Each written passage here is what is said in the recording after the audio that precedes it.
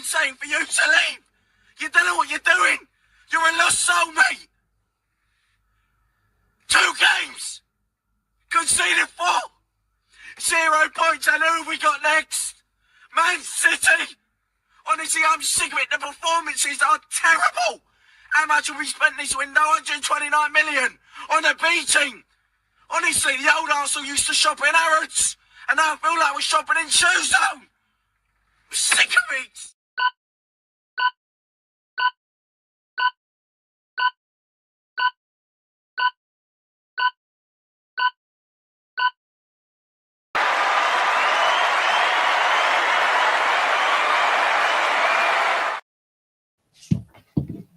Welcome everybody to the Bruised Banana. Someone in the comments saying what a rant. That guy was, he went slightly viral. I think it was at the start of Arteta's 3rd season, but I put it in my intros because nothing's changed. I mean, that's how we all feel, and it just proves that it's rinse and repeat, that there was fans out there feeling that way a long time ago, and amazingly all the points he makes are still valid today. They're still valid today. Well, listen, I've got 2 absolute legends here. I have more people joining soon. Normski should be here later. Kyle's on the way. Carl said he'd pop in, and Views said he'd pop in. But I've got an absolute esteemed panel already. And I've got Jezza here beside me, who was just on Northside with me. So we've done a lot of Arsenal talk, but unfortunately with this club, there's always more, and it's rarely good. But how are you today, Jezza? Oh, all good, mate. All good. When I saw this was going to be the Bruised Banana show, I thought, right, let's dig the old boy out. 34 years old this is now. I got this for my 30th birthday, actually. So, 34 years old. There's a lot to talk about, mate. There's always a lot to talk about with Arsenal. And nothing less than what we saw the other day. And what's going to come up at the weekend, of course. Got Bournemouth at home. And they're no easy pushover. Let's be honest, they're doing all right. And then, of course, Wednesday night, we're away at Paris. So, we're going to have to see and talk about it. We are going to have to talk about it. The Bournemouth game, it feels like a chore at this stage, I think, these games that are in between. It feels like, what are we doing here sort of thing. But, I have a bad feeling about the Bournemouth game. I know Arteta's obsessed with this 2nd place, and we're going to get into that. I have a little thing about his 2nd place obsession. But we'll get into that. We'll get into PSG. We'll get into a little bit I have about comparing, which I shouldn't even put them in the same sentence, but Arteta and George Graham, we're only comparing transfers. And a few other little bits and pieces. But I also have with me today, making his debut, as well as Jezza making his debut, is Lion Tex. How are you today, my friend? No, all good, Shane, man. Thank you for inviting me on the channel. It's always great to have this therapy that we need to release. You get me? And big up to Jez and big up to Carl as well, man. It's good to see you guys as well. I know you guys are in mourning like all of us, but boy, we just got to let it out, fam. Just got to let it out because it's just foolishness at this point, man. But big up to having me and big up to everyone in the chat as well. Big up, Ryan. Yeah. Big up to you. Yeah. No, absolute pleasure. And Northside touched on this on his thing. Like, sometimes you do sort of feel awkward asking people, but, it's give and take, isn't it? And it is a community. He put it as a community, and we are building up a nice community here. I mean, we're coming on the coattails of the league owners and the Jezzas and the Coils and stuff like that have been doing it a while. But, it's good to be part of it and accept it. And like, I've only been doing this a couple of months and I've been accepted by everybody. And it's, it's a wonderful feeling. And it does show that, our side of the fence, if you want to say that, of the Arsenal fans, we're not the sort of aggressors, you know what I mean? We're there for anybody. But listen, I've got another fellow Irishman here in Kyle. How are you today, Kyle? All good, Shane. Really excited about this tonight. And it's deadly to share the screen with Jay's legend and Lion Tex. Big up to you, brother. And to all the chat. And I'd just like to say, Shane, you're doing a fantastic job, brother. And it was lovely to meet you last week for a bit of Irish breakfast. But it's the likes of Jay's that gave me an opportunity to get into the community. And, it's great to have that kind of backup behind you. So big up to them all. They're all legends. And it's great that we all have the same background community, you know. So big up to you all. Lovely, and that's what I love to hear. I love to hear that because it is like that. Aaron gave me a leg up. Views gave me a leg up. Jez, I was on shows with Jez very early. I was on shows at Loindex, you know, and the more you do it, the more you do see that it is people helping each other out, you know what I mean? And that is what it's all about, not just in this, but in life. And as I said earlier, unfortunately, we do have to cover the PSG debacle, if you want to call it that. We already did it on Northsides, but, you know, it's something that has to be covered because it was so bad. And I've only headlined it. Arteta absolutely schooled yet again, because to me, that's what that game was. It was a top manager against a rookie, and it was clear for anybody to see. Arteta spent more money than him. All the things that Arteta's meant to have done well, bringing through youth, doing this, doing that, were shown up. That when a real manager does it, this is what you get. In-game tactics, pre-game tactics, team selection, everything was so far superior with PSG than it was with Arsenal. And I put the yet again, because we've seen it with Eddie Howe. This stat's coming out now that, and I think it's in the last 6 or 7 semi-final games, we haven't scored. It's just one of the most damning stats you can get, that a manager just freezes when the finish line's in front of him. And as awful as the game was, to me, it's just yet another sign that this manager is completely out of his depth. And the damage, even if he was to leave, the damage is far deeper than people think. No matter what manager we get in, he'll spend a long time cleaning this up. But Jezza, we went through it already, mate. But unfortunately, I'm going to have to put you through it again. The PSG game. What do you think of that? Well, let's get it right. I mean, tactically inept. Couldn't make the changes at the right time. 1-0 down, 3.5 minutes, and he needed to actually assess the situation. Didn't, way too late. Kept Odegaard on way too long, who did absolutely nothing. Couldn't even take a free kick. The free kicks he took, he hit the wall every single time until Declan Rice took over the job of doing that. But when we needed to get the goal, even if we could get a draw was better than a loss. What did he do? He took off Timber and brought on Ben White. To me, he should have done the gamble and basically taken off a defender, bring on Nweri, 60, 70 minutes. I mean, yeah, I know the argument is that their midfield, PSG's midfield, was overrunning us, which I predicted, to be honest, because I thought we're going to have trouble without Partey. But it was just, again, mismanagement. And I, as I said earlier to you on this one, Shane, it seems to me that Arteta doesn't let the players play free rein. It's almost like he's a jockey holding the reins, holding the horse back. If he was to let them have their run, we could have got a result, I'm convinced. It was only 1-0. We had opportunities. Yes, they had more, but we had a disallowed goal. Now, that is something I want to talk about, because I think it's nonsensical. These free kicks, we have our players standing 5 yards offside.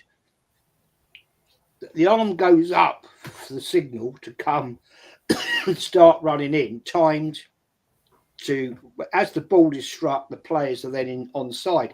That is a very difficult craft, because you've only have to, you know what offside's like now. You've only got a fingernail offside and you're offside. I think it's a pointless. I don't understand the tactic at all. It was unfortunate for Marino. It was a nice goal. But as soon as I saw it, I said straight away, he's Thingy Bob's offside. And I thought, that ain't going to get given. And they took 3 minutes to pontificate about it. It was quite obvious and clear it was offside. I don't understand the point of doing that, because it's almost like they're taking out the equation of jostling for position. It seems that they want to try and run in late and then try and split the wall about, which clearly didn't work. So I think it's a stupid tactic. And if you noticed, I'm sure we all did, Arteta, when our set piece coach was stood there, he just pushed him away. Yeah. So he obviously wasn't very impressed with it. So it's a dumb tactic to me, to be honest. But who do we blame? You have to put it back on Arteta. Sorry, Yep. The Arteta fans, he is to blame for that because he didn't do the right thing at the right time. He should have switched it up at half time, going in 1-0 down. He should have been looking, coming out and thinking, as a proper manager would, I'll give it another 15 and I'm changing it. No. Let's leave it till about 87 minutes to take Odegaard off. Game's over, man. Way too late. The guy was doing nothing. He's a rubbish footballer and he's a rubbish captain. At least Declan Rice was trying to do something to the team. Like, when we went 1-0 down, he's going calm. Because he's experienced. He's won a European trophy. More than any of these players have. At Arsenal, at least. So, at least he was trying to do something. And before I go and shut up on this one, when you see the players trying to big the crowd up, come on. Well, the crowd will always be flat if you're playing shit. And they were playing shit. So the crowd are going to be deflated. And the fact we had the PSG fans 1-0 up, giving it the large all the way through that game, what do you honestly think is going to happen next Wednesday? They're not going to sit there being quiet. They're going to be giving it the large all through Paris, right? The centre of Paris is going to be absolutely lit with the PSG fans. And Arsenal fans, you've got to compete with that. And yet, Kenny Ken told me today, already tickets for that game are on general sale. Already. Giving up already. That is how much faith the fans have got in going to Paris to get that win. There you go. But that explains it all, Jez. That basically explains it, that these fans that are behind Arteta, they quickly run and hide when it's getting bad. They're not behind the team. I remember going away to Bayern, and we lost the first leg 3-1 at home, and it looked like, oh, we're out. I still went, and we nearly pulled it back. We won 2-0 in Bayern, and we nearly pulled it back. But I was going regardless. You follow your team. But another point that you touched on, and it's something that I brought up the other day, and I love that you mentioned it. These free kicks, man, of starting behind the defensive line or starting in front of them effectively. It's the most nonsensical thing I've ever seen, because the basics of when you're young and you play football is you need to get a run at a header in the direction where you want to head the ball. And they're looping back around, having to stop, and then they're jumping from a dead start. It makes no, how are you meant to get any? Normally, surely you should be running from the other way in the direction of the ball. It's just something that looks pretty, and it looks like we're making a difference. But corners are a basic science. If you get someone like Declan Rice and Saka who can put it on the money 90% of the time, get your big men up there, aim for them and head it in. All this gathering together at the back and coming around the other side, it makes no difference. Palace don't have a set piece coach, and they've scored more corners than us this season. So, I mean, it's and what is a set piece? When did that start coming into football? I've never understood this thing. It's the most ridiculous job. Is he getting paid just to do that? How long did he practice set pieces for? I do not understand it. Listen, I'm going to get you in now in a second. I just want to quickly run through the chat because a lot of people have shown up, and I'll just pay them the respects that they're due. AFC Vigilantes in the house. Big up AFC. Tony Tucker's in the house saying, go on, Jezza. Tony Tucker saying, brilliant intro. Yeah. I quite like that, actually. Ravi's in the house. Big up Jez and the crew. Smash the likes up and subscribe. Please do. It makes a difference to us all. BBK Sports is in the house. Big up, man. He's on next week. He's going to make his debut on the Bruised Banana, and I'm massively looking forward to that. Big up, mate. AFC always, as always, is in the house, and he's bigging up everybody on the panel. Tony Tucker's in the house, saying, blimey, older than me. I presume you're talking about Jez's jersey. Big up on the panel is Dre. And we have, who else do we have? Tony Tucker's there, BBK Sports. Gonna G's in. We should have been more lively at home. Doubt we'll go through now. Thanks, Arteta. Yeah, we'll be touching on that, and you're 100% right. Luke is in the house. He says Arteta out. I think we can all agree on that. And I'll get back into the chats in a bit. I'm going to get Line Tech in just to talk about that shit show. And do you think that we have any form of hope in the second leg?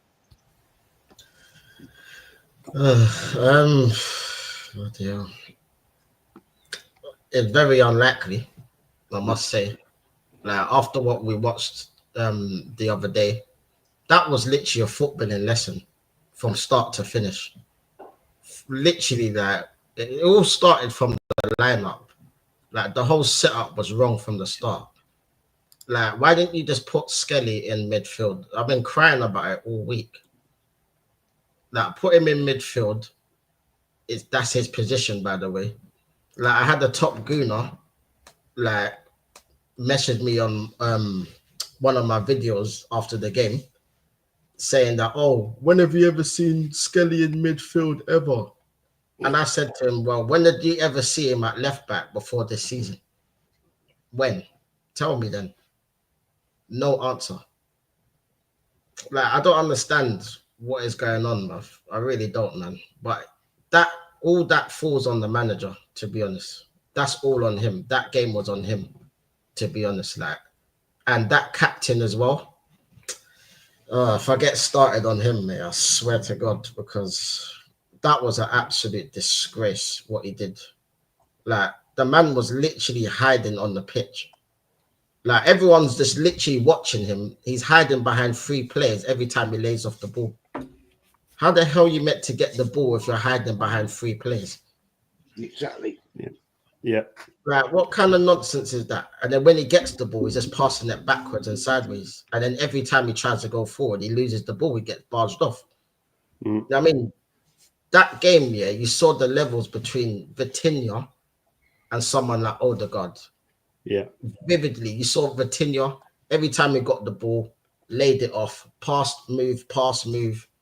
If he needed to hold on to the ball, he held on to the ball, released it when he needed to release it. You know what I mean? Oh, we don't have a player like that in our squad. Someone that can literally dictate the game. Like, we have Rice doing a one-man midfield. Like, why is Marino in midfield when he's effective up front? What sense did that make? That midfield was so weak, yeah. I'm not even surprised the way the game went. Not even surprised. Look how much space here for the first goal. Literally about 2 or 3 passes, they're cutting through us. With no challenge, no pressing, nothing. Dembele free on the edge of the box just to shoot in the first 3 minutes. And then we've had the whole game to try and change it, yeah. But this manager's scared of changing it. He's shook. Because I was saying on my watch along, yeah, take Odegaard off at halftime. Take him off. Put Ethan in that position. Simple little tweaks. He doesn't want to do it. He brings Ethan on in stoppage time. Stoppage time, you know, when we need the goal. And you let that captain play 90 minutes. You had the nerve to keep him on the pitch for 90 minutes after that performance. And then people want to say, oh, you're always getting on to Arteta. This is why. This is why. Because when it matters, yeah, he falls on his ass all the time. And I'm sick of seeing it, bro.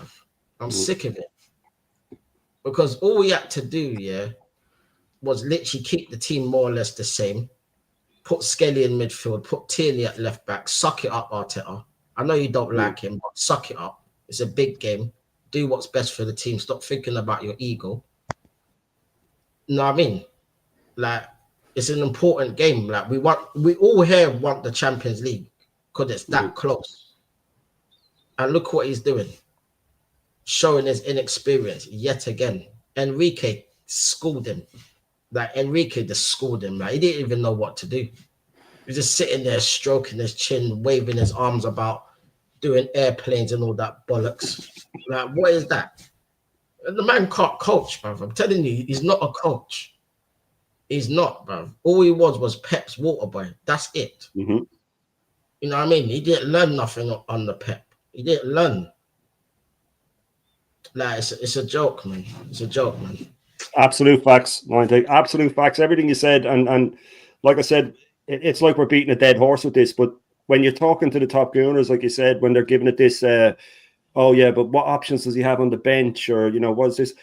Anybody could see that Odegaard is struggling, man. He is struggling. He was never world class. He was a decent player, but now he is just.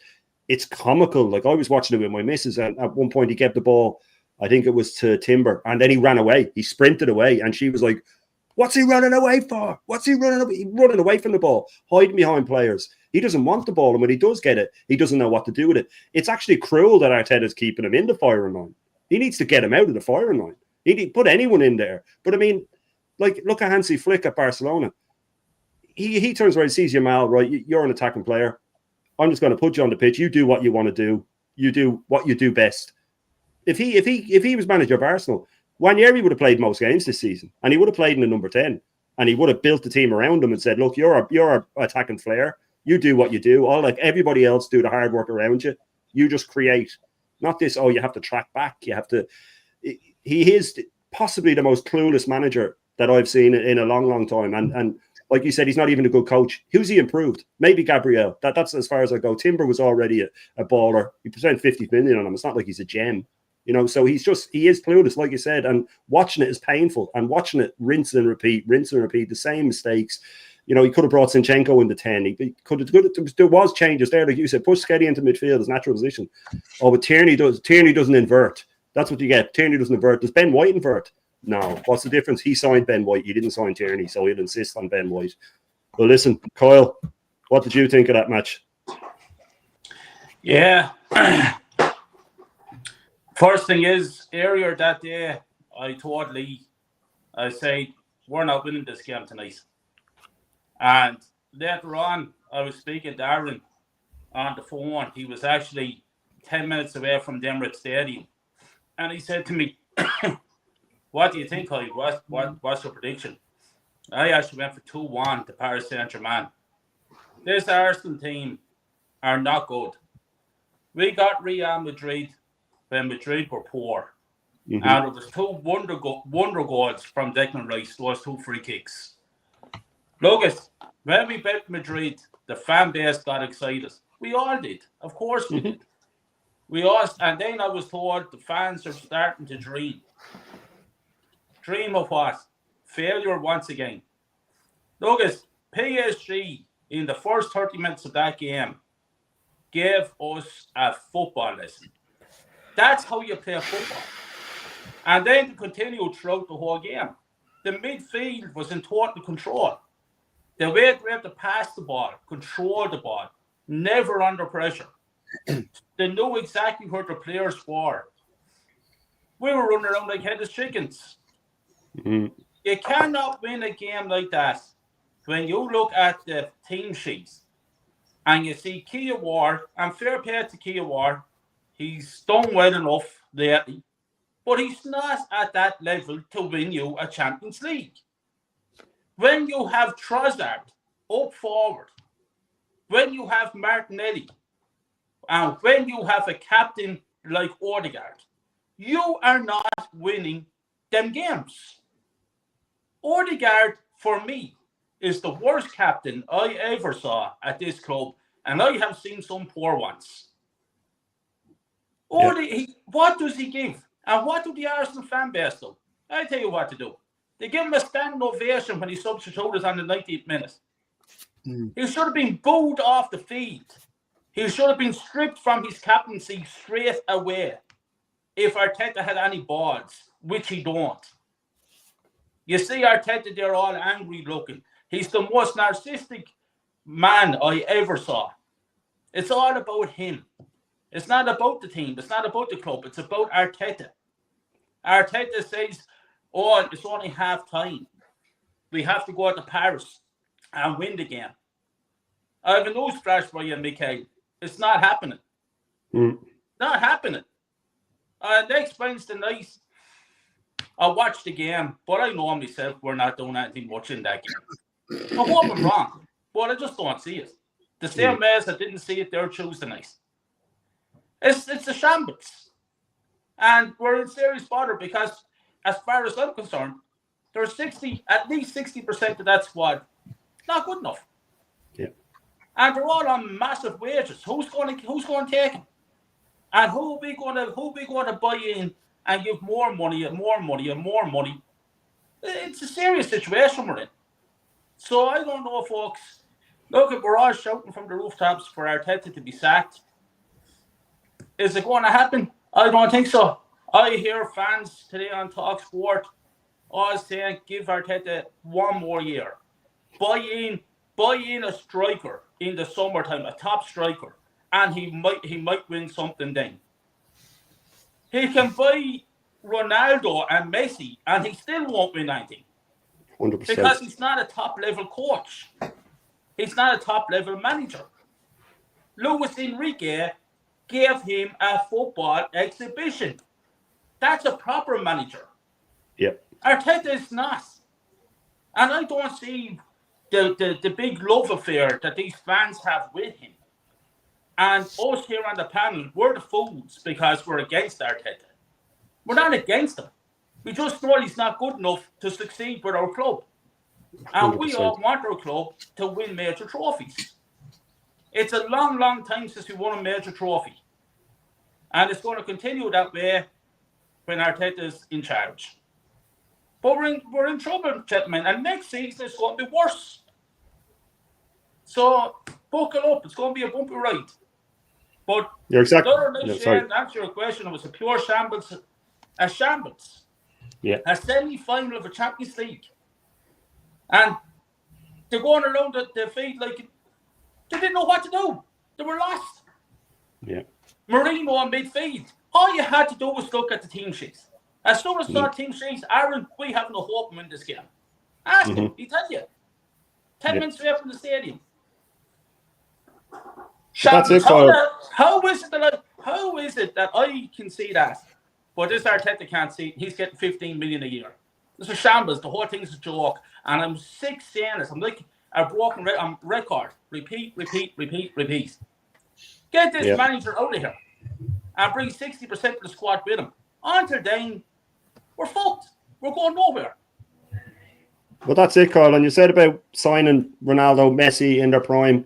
He doesn't know what to do with attacking players. So I don't want this. And I will. There's a point I'm going to make about this later, but I don't want this war chest being spent if it means that the players will be managed by him. And big up to Carl for coming. I know you got festival weekend and you're a busy man. We were just opening with the match. We've gone through it. Arteta absolutely schooled yet again, because that's what it felt like to me. A man against a boy, a proper manager against a rookie. We've been through it, but we'll go through. We're all just going through this to get it out of the way, and then we can start talking about other stuff. But what's your opinion on what you saw in the Champions League semi-final first leg, and what do you think will happen in the second leg? First of all, big up to you, Shane. Thank you for having me on. Sorry, I'm a little bit late. Obviously, trying to deal with my rambunctious child, but then it is what it is. Big up, Jez, Kyle, Liontex, Normski. Good to see you guys. Let's get down to business, gentlemen. That midfield was about the slowest midfield we could have put out against PSG.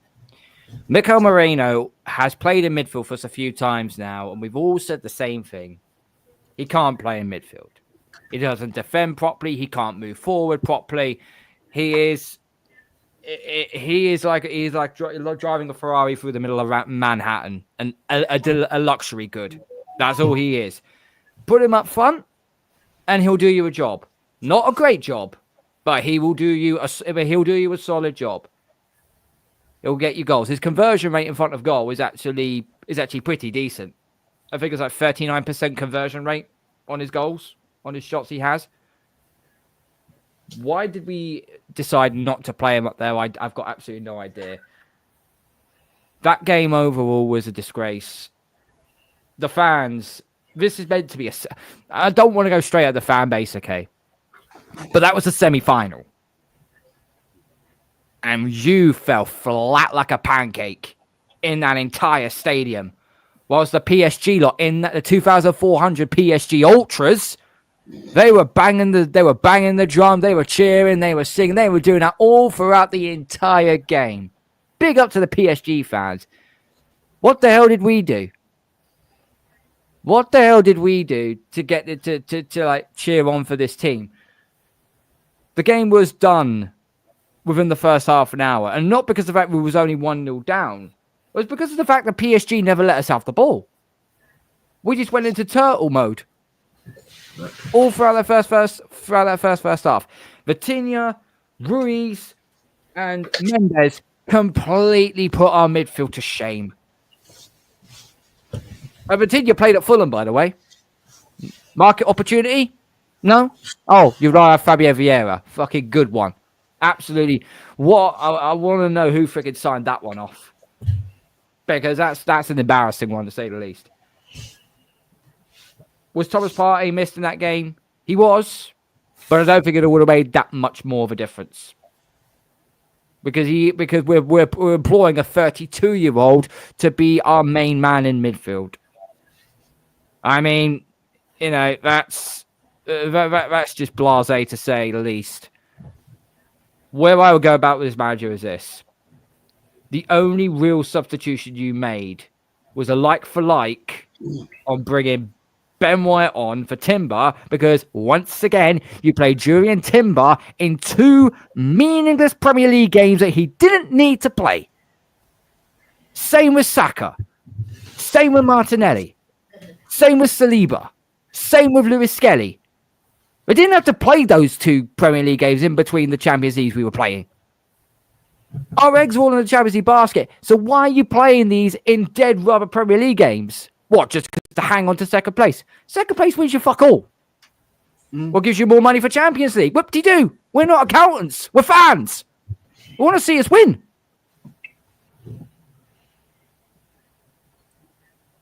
I don't have anything. I'm not confident we can go to the Parc des Princes next Wednesday, Shane, and get the result that we need to go to the final. Because I don't know if anybody has been living under a rock recently, but our last 6 semi-final matches that we have played in two-legged affairs, we haven't scored a goal in any of them. 0-0 to Villarreal. 0-0 to Liverpool. Losing 2-0 to Liverpool. The League Cup so far against Newcastle got battered 2-0 home and away. And then this past Tuesday, losing 1-0 at home to PSG. We haven't scored a goal in 6 semi-final games. There's no excuses for this. None. Thomas Partey 31. Okay, sorry. Well, for 30, 31, 32. He's close enough, Static. Not being pedantic, but he's close enough.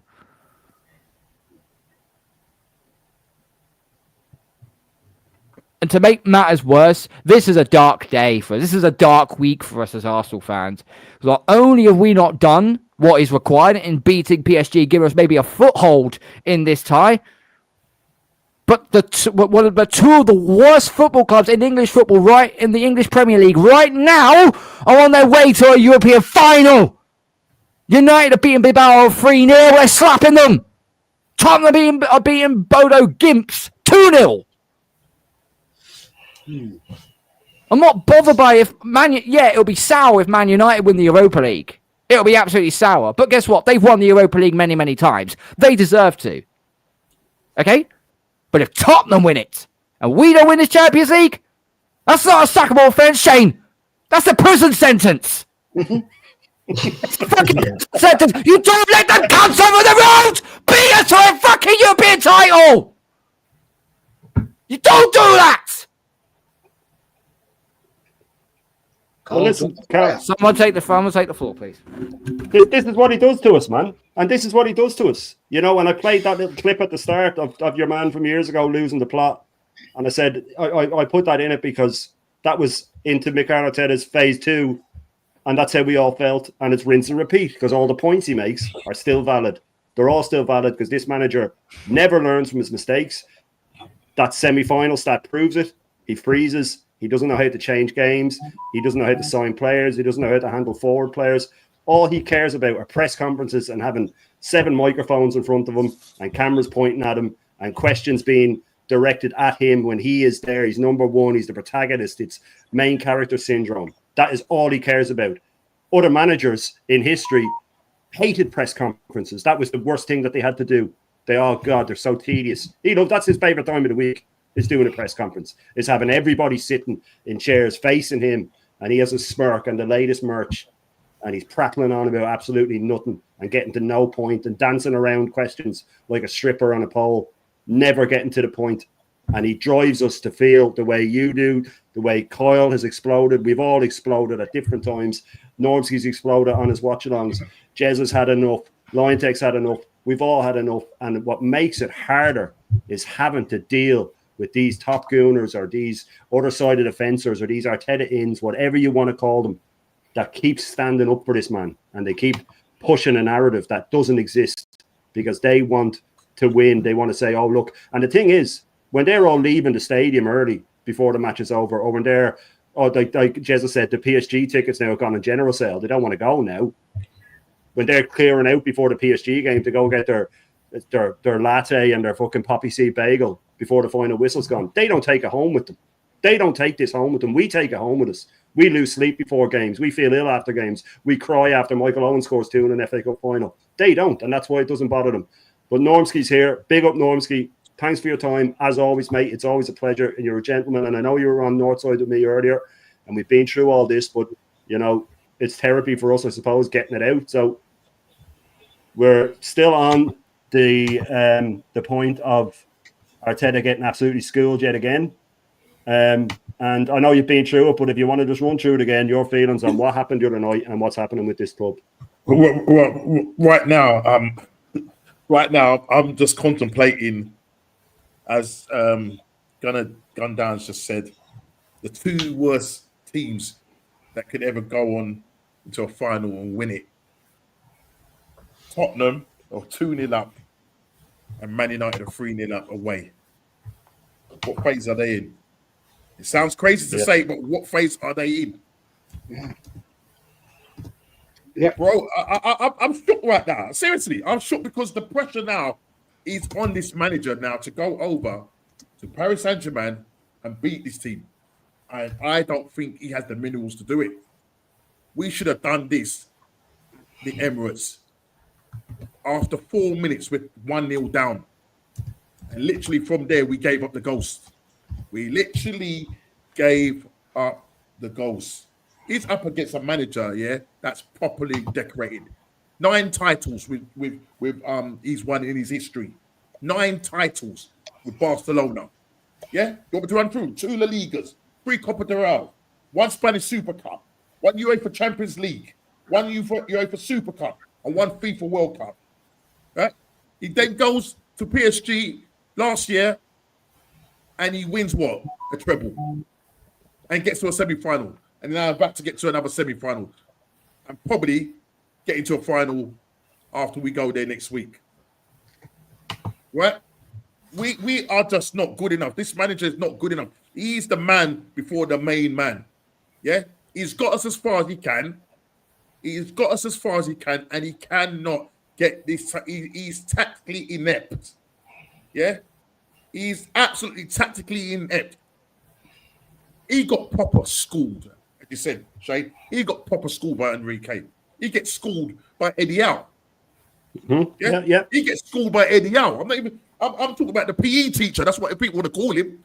He gets schooled by the PE teacher 3 times. And you're telling me that you're going to go over there. Look at his tactical changes on Tuesday. What's this man on? Seriously, what is this man? Why can't this guy change things up? You knew exactly what he was going to do. Soon as we knew that Partey was going to miss the game, you knew he was going to bring Moreno back into midfield, which he is absolutely useless in. Yep. Play him up front. Try something else. What's wrong with Zinchenko? And the way he's treating Ethan Manweri is absolutely a disaster. Disgusting. The way this guy is treated. Scandalous. Right? This guy must be coming and thinking, what is the point of me being here? What is the point of me? What is the point? We was crying out for this guy when Saka was injured. Yeah? When Odegaard was calling him out, he didn't play. He decided that he's going to drop Kai Havertz back in there. Soon as we lost Saka, now he's out of ideas now, isn't he? So now he has to play him. Yeah, and he does a job for us. Right, he's still young, I get it, but he does a job for us. And now you say, right, yeah, come in the last 3-4 minutes and try and turn it around for us, get us a draw. It's absolutely abysmal. I'll tell you, I've just come out and just seen the score lines, and I'm literally my soul. Mm-hmm. I've got to a sunken place right now. Yeah. What's that thing when they ring the bell and you need to get taken out of that sunken place? What is it called? Right? What is it? Yeah, that's where I am, man. I'm in a sunken place right now because this is where this manager's put me. This is where this manager's put me. Yeah. And I'll tell you, if he doesn't go over there and do the business, God help us. God help us, because I'm telling you, one of them English teams, if it's not Man United, who's had the worst season, if it's not Spurs, and we're coming away with nothing, what phase are they in? That's what I've got to say. What phase are they in, man? Oh, but norms, do you see, finishing second apparently is better than winning a trophy. So, even though they'll get Champions League out of it, it's better than winning a trophy because... This is what makes it worse. This is what makes it worse. That's the thing. Because they'd rather finish second every season than win an FA Cup every season. And that's the logic. And I'm not even paraphrasing. That was quoted to me. So that is what you're dealing with. That's what this club has become. As Jezza says, those melts outside the ground with cowboy hats on and fucking Kanye West sunglasses. You know what I mean? This is what it's become. And unfortunately, they only care about a day out. And listen, Views, you predicted the Arsenal team from 1 to 11. We all knew it, which means Luis Enrique knew it, which means he could train his team for 2 weeks and say, this is the exact team they'll play, the exact way they'll play. This is how you nullify them. Your man Vitinha was asked on the pitch after, what were your tactics? He said, we were told, just stop the ball getting to Saka. And don't forget, Shane, right? Wow. All the Arsenal fans that will be supporting Tottenham, because they were supporting Tottenham when Tottenham played Man City last season. Not a bother to them. Scarves, half and half Spurs Arsenal scarves. What an absolute disgrace that is. I mean, Herbert Chapman will be turning in his grave, man. I mean, He'll be turning in his grave. I take my hat off to Carl. You were very passionate there, right? I've been like that, but now I can't do that anymore because I've seen this for so long. Mm-hmm. With this manager, it's water off I a duck's back for you, Jez. I expect it, Carl. I expect it. Yeah. It's just so long in its tooth now, this story, that I don't expect anything different.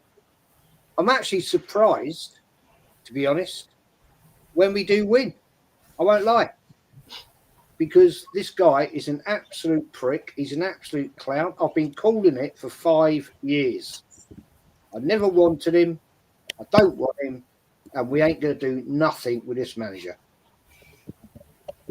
He's a rookie. He had never managed before.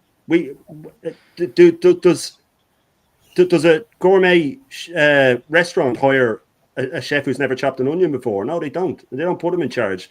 It was only ever going to end in disaster. But Views, what's your take on this, man? Because as you can see from the panel, I'm absolutely loving it.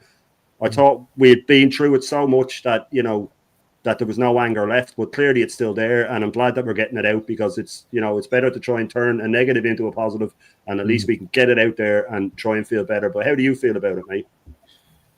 And thanks for coming on, by the way. Sorry. Yeah, no worries. Yeah. I can't even stay too long as well. Big up everyone on the panel. Absolute pleasure to share the screen with you, legends. I'm just like Norm, bro. I put it up on my WhatsApp status. The get out. That's exactly what it is. He's talking about the sunken place. That's exactly how I feel, bro. I'm just gut shotted again, and this is what I came to expect.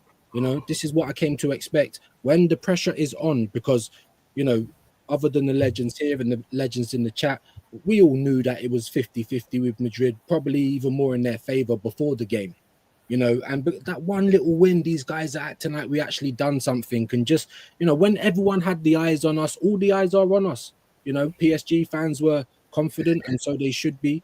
But let's be honest, the eyes were on us. We were kind of expected to do a little something against PSG. And that's what fucking turns up. I can't even say what I want. That's what turns up.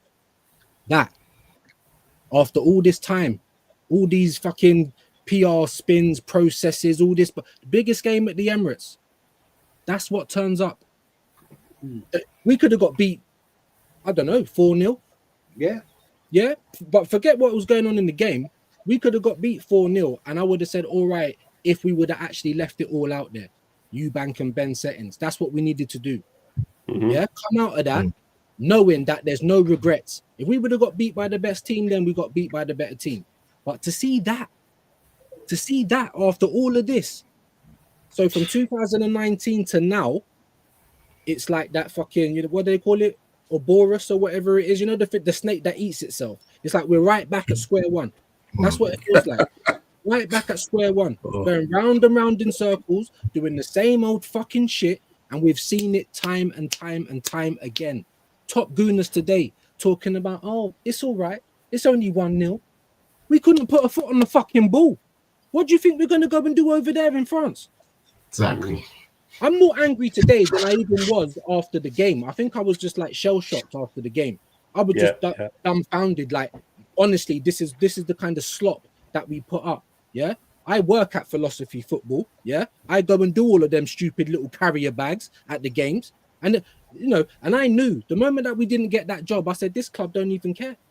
Look at that shitty tifo. I mean, that's not the be all and end all, but it's just it's an embodiment of what this club is trying to be. The only way is Arsenal.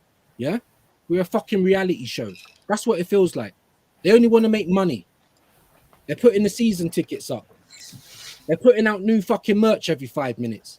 How about you win something? Don't look at the fucking fans and say it's on you. Make noise. Why are you not doing that to each other? Why are you so flat? Yeah. So for me, bro, I don't know if you've seen that clip where Arnold Schwarzenegger gets kicked in the back.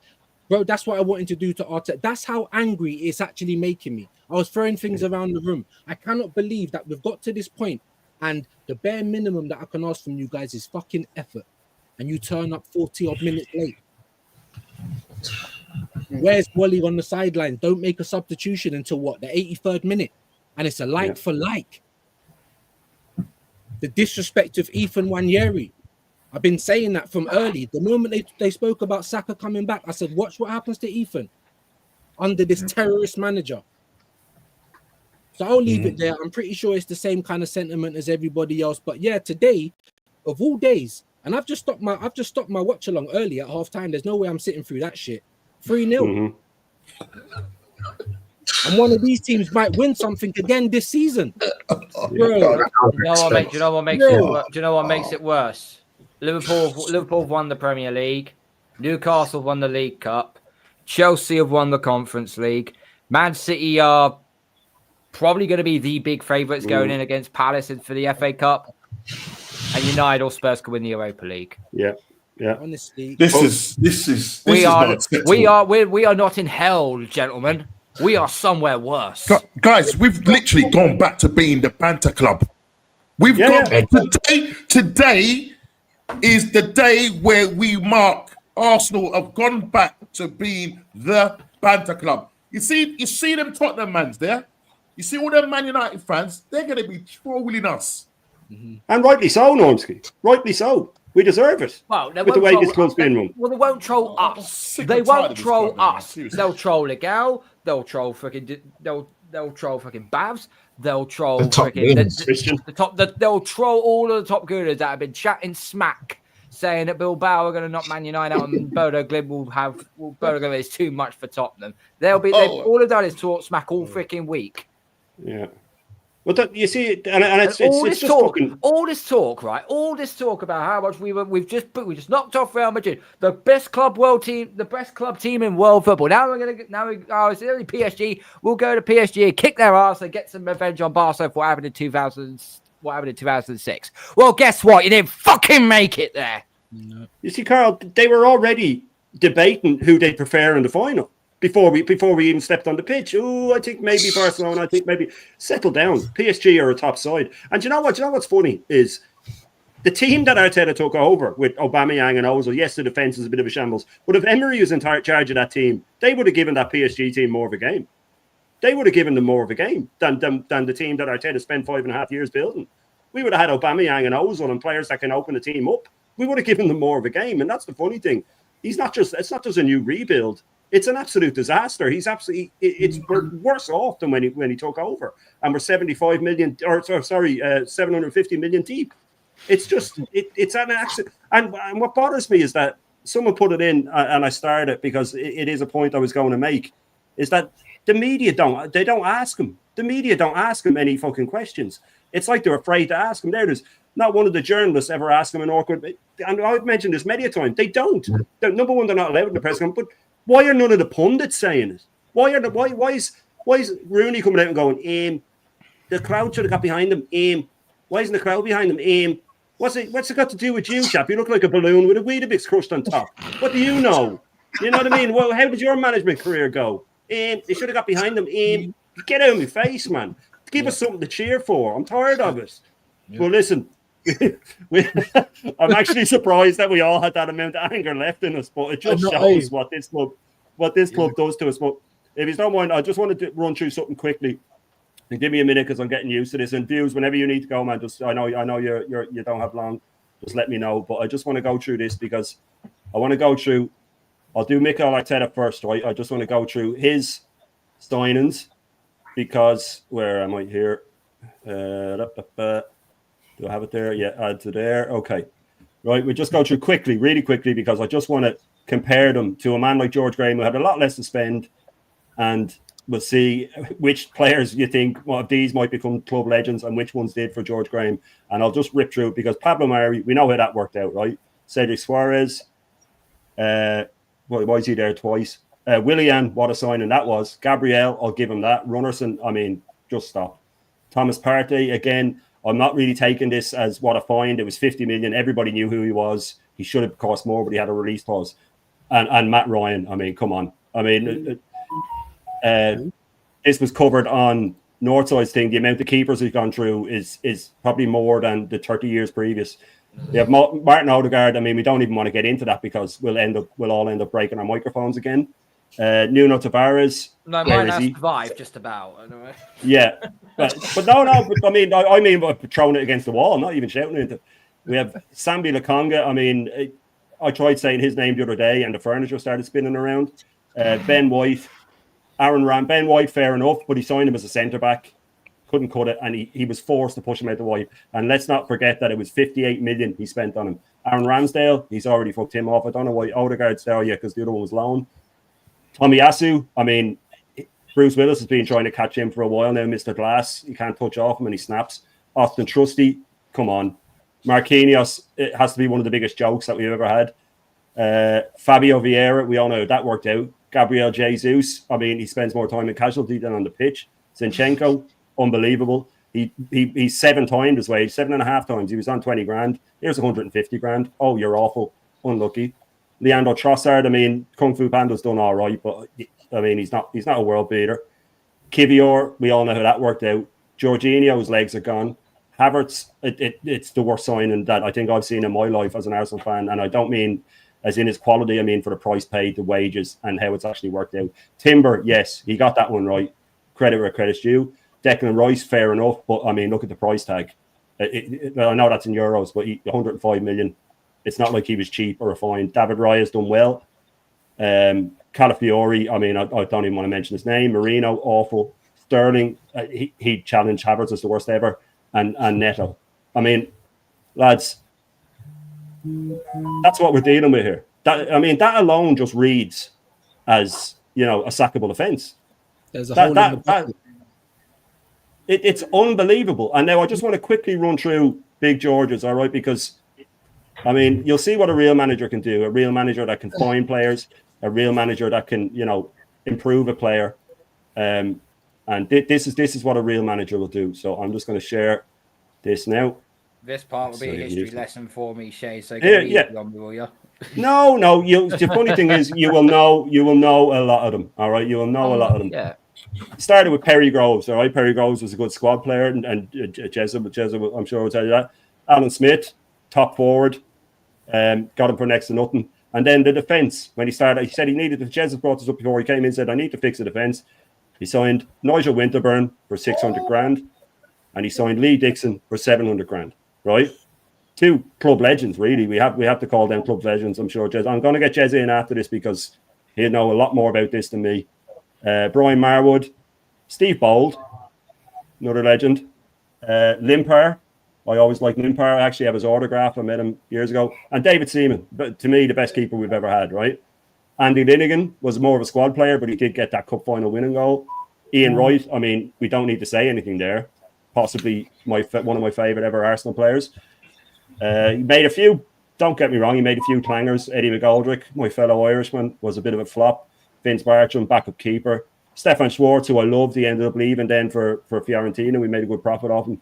Near the end, he did start to lose it a bit. Chris Kawamia. John Hartson was a decent player. He went on to have a good career, and Glenn Helder was a shambles.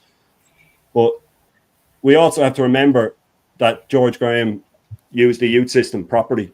You know, we had Tony Adams had been brought through, but we had Paul Merson and we had Kevin Campbell and David Rocastle and all these. He actually gave them games.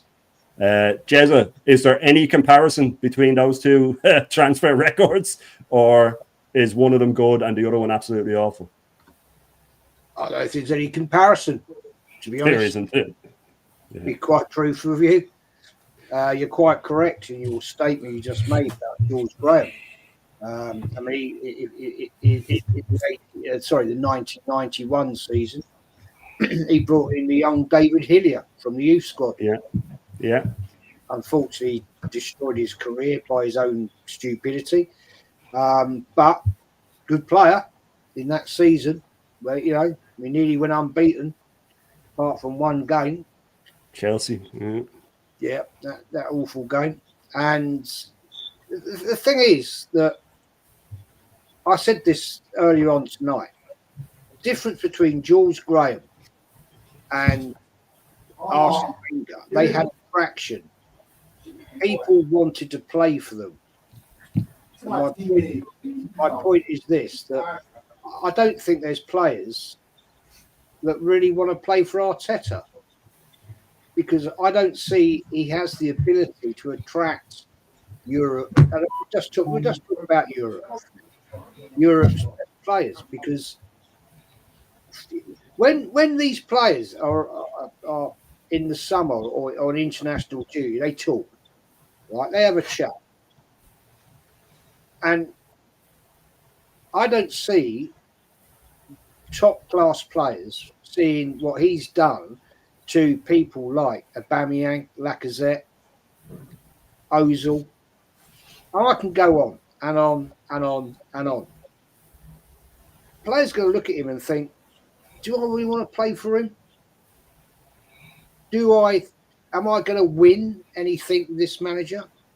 Whereas right now, I'm in a potential club that can win. I'm not convinced this guy will. So, do I want to go there? Okay, Arsenal always offer big money. And I think of recent years, the reason we've offered silly wages is to basically the player will say, oh, fuck it, I'll go there anyway. If you want me 200 bags a week, then I'll go. Yeah, I don't give a shit. That's unfortunately where football has become.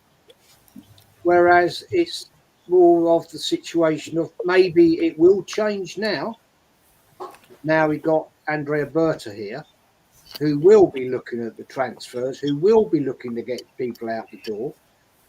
Hopefully, Odegaard will be one of them. But I think the guy is an absolute shocking waste of space. What do I feel confident about? I mean, let's get it. This season's done. It's gone. Right? We might end up second again. Maybe not. I mean, there's still a fight going on there with Forest and Newcastle. So, hey, but personally, in my honesty belief, this manager is a fraud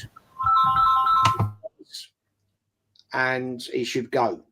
And if he doesn't win if he doesn't win the Champions League, he should have the decency. If he And if he was a man with any balls, yeah, he would turn around and say, "Look, I've done everything I can do. I've tried my best. After getting on for 6 years, I can't go any further." That's what he should do. But we know he won't do that. He ain't walking away from 15 million a year. And whoever put him on that money was an absolute wanker. Second highest manager paid in the world, I believe. In the world. Who the hell put him on that money and he hasn't won shit? An FA Cup, brilliant. I love the FA Cup. I grew up with it. I love it. We've won more FA Cups than any other team, right? And this guy throws it in the bin. We haven't got out the fourth round. And people think this guy is a magician. Was it Eagle? He's an architect. What? For failure. Well, he is an architect, yes, because architects don't finish the job off anyway. Yeah, they fuck off before the hard work starts. Exactly. Yeah, well, that is true. But look, Jez, as always, you're spot on. I mean, I didn't even want to. I knew that putting up the two transfer things wouldn't be a debate because you're looking at club legends there. You know, Winterburn, Dixon. These were coming from mid-table teams or lower division teams. Some of them, Steve Bold. They all went on to have wonderful careers, and they are Arsenal true and true. You know, you don't see them around the club now. Funnily enough, the ones that have a bit of something to say. You'll see Keown there, all right. I do have to admit I'm very disappointed in him because he was one of my favourite defenders, and he is very bought and paid for. But views when George Graham signed Ian Wright, it was a lot of money at the time. He was 28. He had a lot of questions asked, but he had the balls to say, "No, this guy is what I need. We don't have the same creativity in midfield. I need a finisher that can do everything." And he ended up being an absolute club legend. A lot of Arsenal fans my age, and you're only a couple of years younger than me, support Arsenal, especially in Ireland, support Arsenal because of Ian Wright. Because Ian Wright is such a nice guy, and he was so cool, man, and the way he played football, and he was brilliant. Exactly. If Arteta had Ian Wright, would he play him at left back, or would he get a song out of him? Do you think, or would Ian Wright have far too much personality for him? Yeah, I think it's the latter. You know, I think it's both actually. You know, he's got far too much personality for him, and he'll probably play him out of position because this is what he does. You know, square pegs, round holes, whatever the saying is. That's what he is. Any player, any future player wanting to come to Arsenal, just say you play in a different position. If you're a striker, say you play goalkeeper.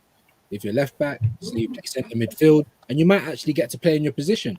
Because, you know, if he can't just come in and mess you about a little bit, then, you know, he don't really want you there.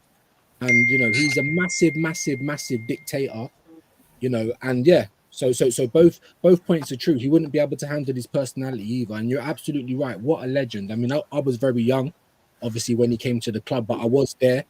I believe it was 94 against Bolton Wanderers, 4-1, when he broke his record. Like, I was there, and that's what made me fall in love with the club. You know what I mean? So, there was no way Arteta can handle someone like Ian Wright. And Ian Wright weren't even that bad. You know, there's players that's worse than him. Let's be honest. But, not only would he not be able to handle his personality, but he'd also probably play him out of position. So, spot on. That's it, exactly. And that's it, exactly. He would, he wouldn't be able to handle him. He definitely wouldn't be able to handle him. But I'll bring in Lion Tex here. What do you think of, number one, Arteta's ineptitude in the transfer market? I mean, it's obvious there to see. We're the second highest in wages in the league, which a lot of the other side seem to deny and say we're fourth. We're the second highest with only sort of 24 registered players, where other teams have 30, and we're still the second highest. So to me, that only means it's even worse. Is there what Arteta signings do you think were sort of gems? You know, where it looks like he paid under the odds. I mean, Rice has been good, but he paid 105 million.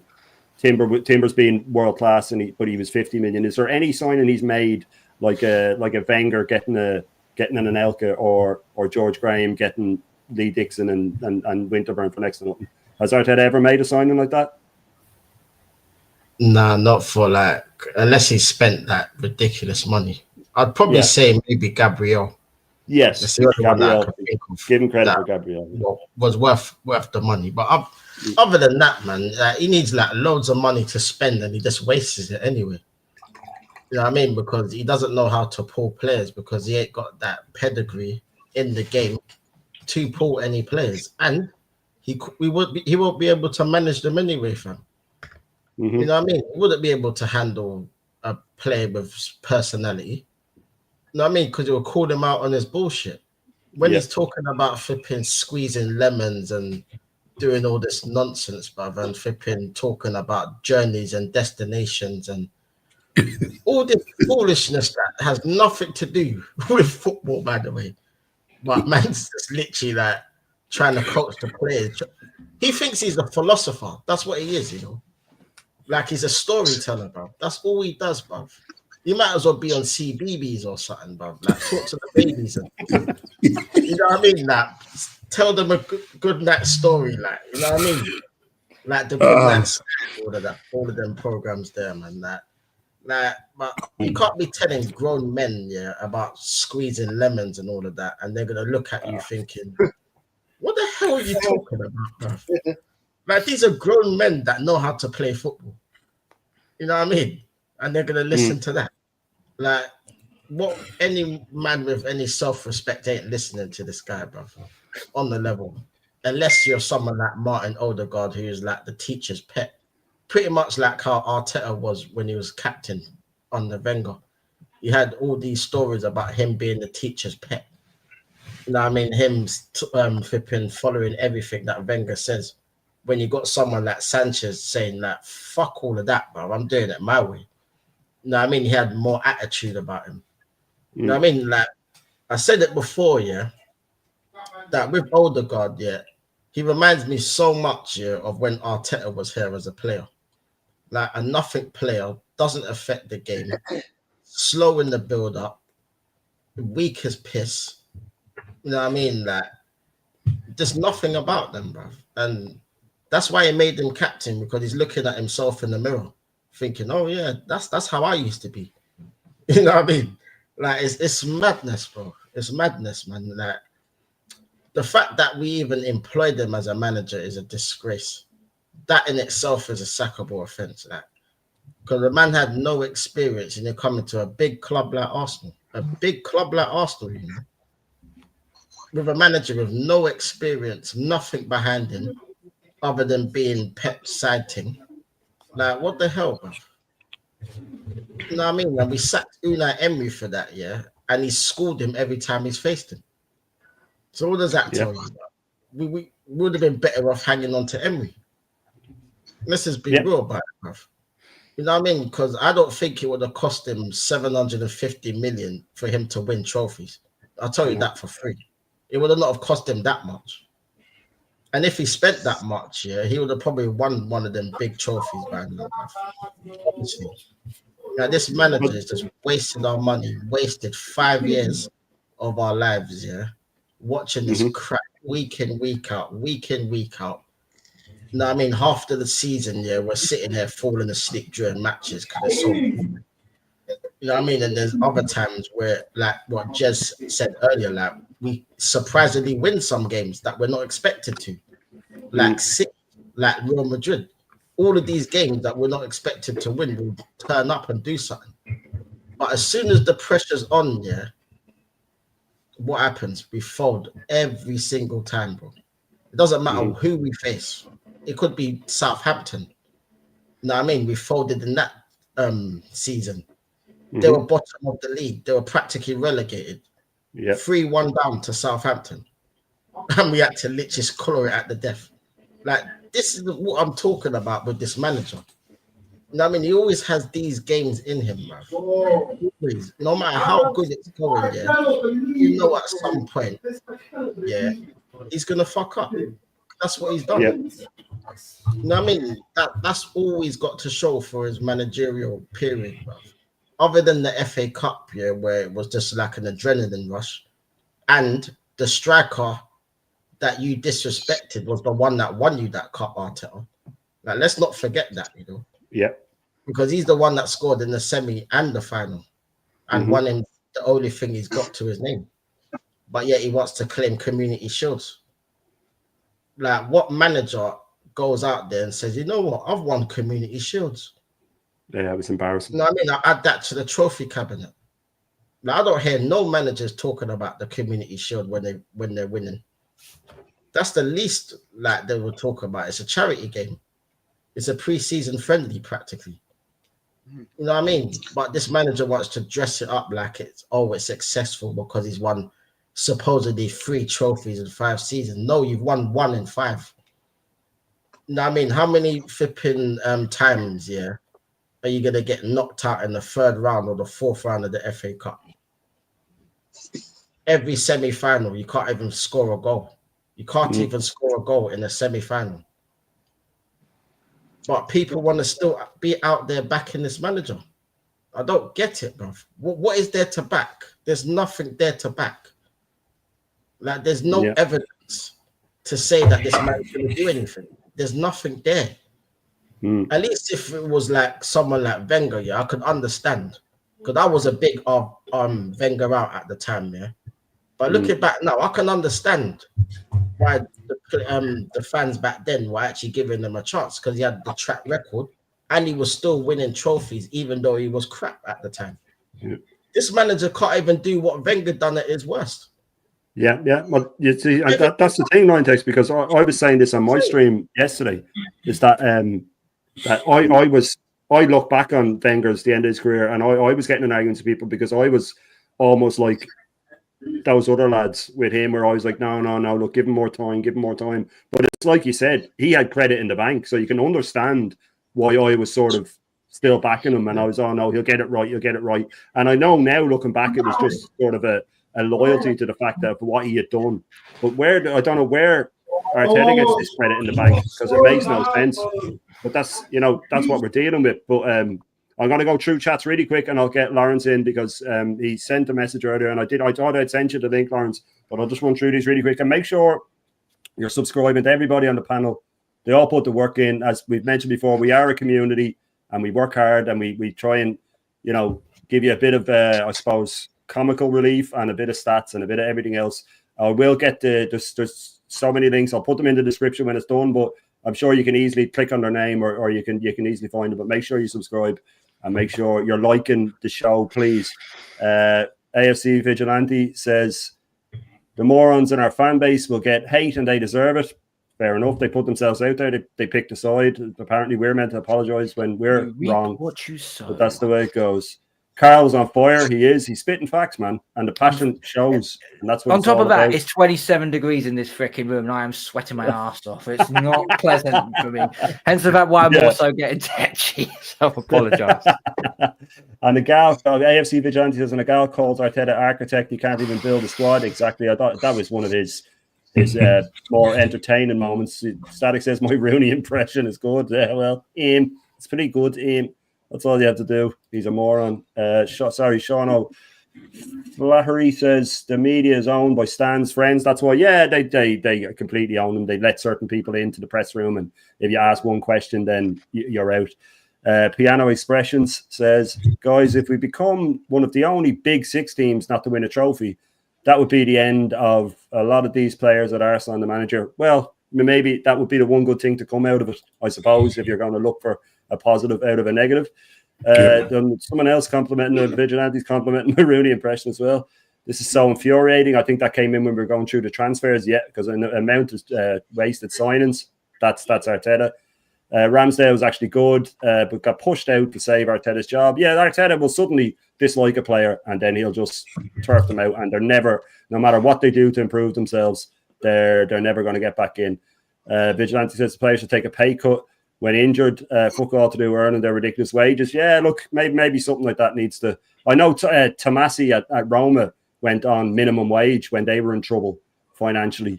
He had been there his whole life, and he went on Italy's minimum wage while he was injured for a year. He went down to like €200 a week or something. But I mean, you're not going to see that with any of these lads. And Static says Shane Arteta signed Gabriel as well. I thought I mentioned Gabriel. Gabriel is the one I always go to when I say players he improved. But listen, I'll get back to them later. Lawrence, thanks for joining me, mate. I thought I sent out the link to everybody. I could have sworn I sent it to you, but I didn't. But you're here now, and we haven't heard what you have to say about this the PSG match. I mean, what was that? Yeah, well, I don't know if you can see the banner underneath my picture. I thought I'd put it up for this. Yeah, I mean, he's got to go now. I've had enough of this fucking shit. I mean, the other night, totally unacceptable. It takes this clown 83 minutes to make a fucking substitution. And what does he do? He brings on a fucking defender. You know, when we're chasing a game, 1-0 down, and he waits 7 minutes from the end, not to bring on an attacker or another midfielder, but to bring a fucking defender on.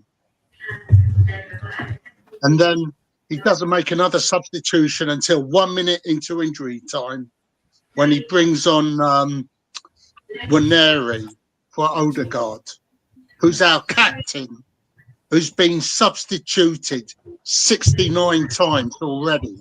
70 if you include Tuesday. Yeah. I mean, this club is so fucked up. I mean, it's bad enough. They stick up I don't know what the fuck it was from the North Bank, that massive cannon that was draped over the side of the stadium. What the fuck was that? You know, the whole thing, this club is such a joke. I know I keep saying this, but this club is run in the same manner as a Carry On movie. You couldn't get the script in a Carry On movie whatsoever. You know, from the board down to the manager and some of the players. This club is so fucked up in so many ways. We had 3 players on the bench, kids that we've never played. Arteta's never brought them onto the pitch. They're over 22 years old. Why can't they get a game? Why are they in the academy? If they're 22 years old and they can't establish them as part of the first team. This shows the naivety of this manager. And I apologise if I offend anyone on the panel here and anyone who's watching this podcast, but this is the only thing I can say about Arteta. He is the cancer that's killing this football club. He is a disease. And the sooner we get rid of him, the better. Because, as I said, I predicted that this was going to happen. And that on May the 8th, I was going to bring out the I told you so speech to all these fucking plastic, deluded AKB ostriches who infest our website and kiss this clown's ass. I got it all set up for May the 8th because I'm a realist and we've got no hope in hell. We've got 3 hopes of turning this thing around in Paris. A slim hope, no hope, and Bob fucking hope. Right? I haven't seen a poor display like this since the Arsenal teams of the mid-70s. And I know Jez will remember this. In the mid-70s, the double team of 71 was breaking up, and most of those players had left. But we still had a few players from the double team, and we had players like Alan Ball, Terry Mancini, Brian Kidd, Jimmy Rimmer, and we had the likes of Liam Brady, Frank Stapleton, and David O'Leary breaking into the team. And they were great players, but that we didn't play as a team. We played like individuals.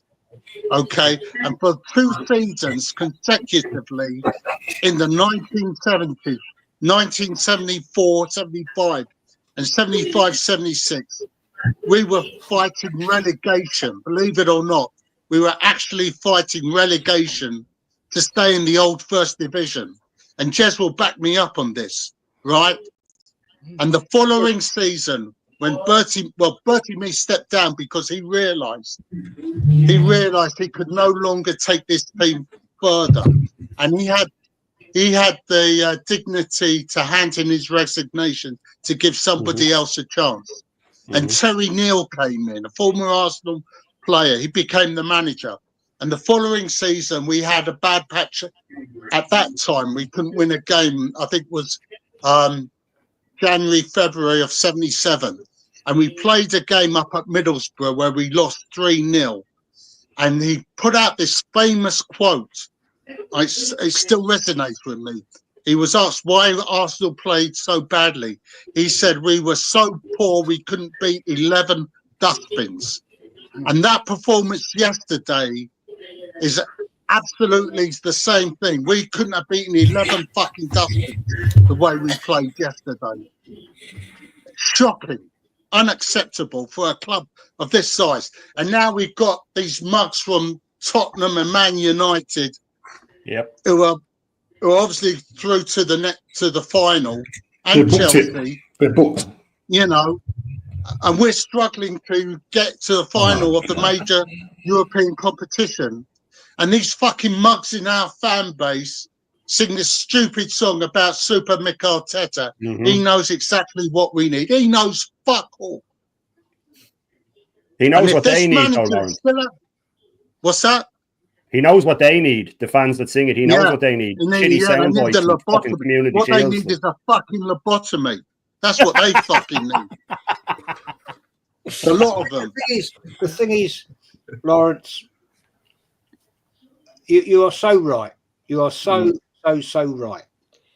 And when you look at the state of some of these Arsenal fans, we talked about it previously. Now, I don't watch that channel, AFTV, but somebody sent me the link last night. Have a look at this one, Jez. And it was that little guy, Ty. Yeah. Have a look at it and look at the fans stood around. I mean, you've got a bloke with a cowboy hat and these Venetian blind sunglasses. Another guy that looks like he's got mental problems. And it's like, what the hell is going on? And you've got two other little muppets, right, who've got half and half fucking PSG Arsenal scarves. What are we doing here? What are we doing? You wear a half and half scarf. Sorry, you're an Arsenal fan. You don't wear another club scarf. And yet the other week, last year, was it May the 14th? Spurs Man City, you had Arsenal fans, Egout, people like that, tubers, supporting Tottenham to beat Man City. So, what is going on? What is going on? Oh, someone's tripping out there. Wearing a half and half scarf, especially Spurs. Come on, there are enemies. Somebody's got something going on in the background somewhere. Yeah. You just don't do that. If you're an Arsenal fan, you just do not do that. You know, look, forget being an Arsenal fan. If you're a football fan, you don't ever have something to do with another club. What is this about here? I mean, you know, Carl, very passionate early in the show. I get that. I understand that. And it does wind me up, modern Arsenal fans. Because they're not fucking Arsenal fans. They're plastic. They don't get it. They don't understand it because they don't come from the passionate area of the club. And if people want to spend thousands of pounds to travel from abroad, good, well done, fantastic. But support the club as you should support the club. Learn your fucking history of the club. Understand what it means, right? And don't go supporting the opponents because that is a shocking. Good God Almighty! Can you imagine that happening in the 70s and 80s? You get punched up. No. Can you imagine that? Well, you wouldn't make it home. You wouldn't make it home. You know, walking down to Chelsea or Spurs with a fucking half and half scarf. You wouldn't get there because the Arsenal fans would have. I know that for a fact. You know, there's no way that would ever have happened. Never in a million years. You'd have been punched up by your own fans. Straight up. Never happened. Exactly. Right? To like Liverpool, Man United, back in the day when it was a bit naughty. And you like bigging up Man United. You'd have been punched up and thrown off the train. Never happened, man. Yeah, but that's it, Jez. It's all gone. Like you said, learn your history, you know. But that's when I was a young lad when I started supporting Arsenal. It was before the internet, so I couldn't just look everything up straight away and you forget it. Then I was like, for Christmas, Mum, get me anything Arsenal, anything. I was with books on Arsenal. There was videotapes. I remember having a videotape. George Graham. It's when he was still in charge, and he was picking his all-time 11, and they showed footage of that Liam Brady goal against Tottenham and stuff like that. So I started to learn about. I learned about all these players. Granted, there's certain periods I can only talk about because obviously I wasn't there.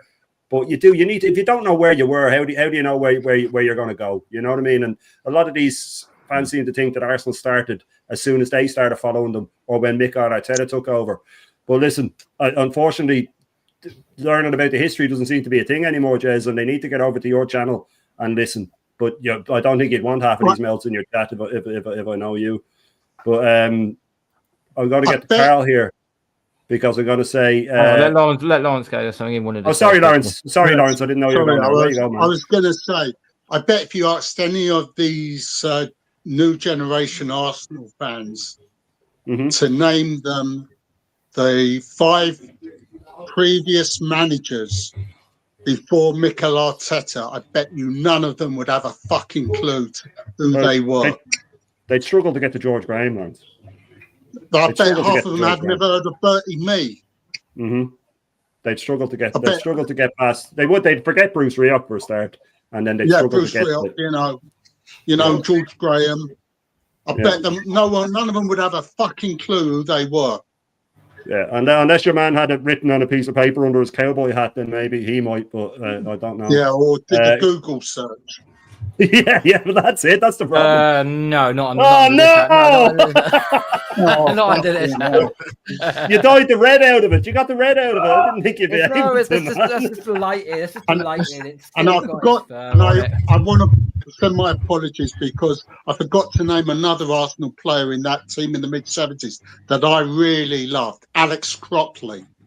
All right. Who was a fucking brilliant player for us, and the only problem is he kept getting injured because he went on to Aston Villa and helped them win the league and the European Cup.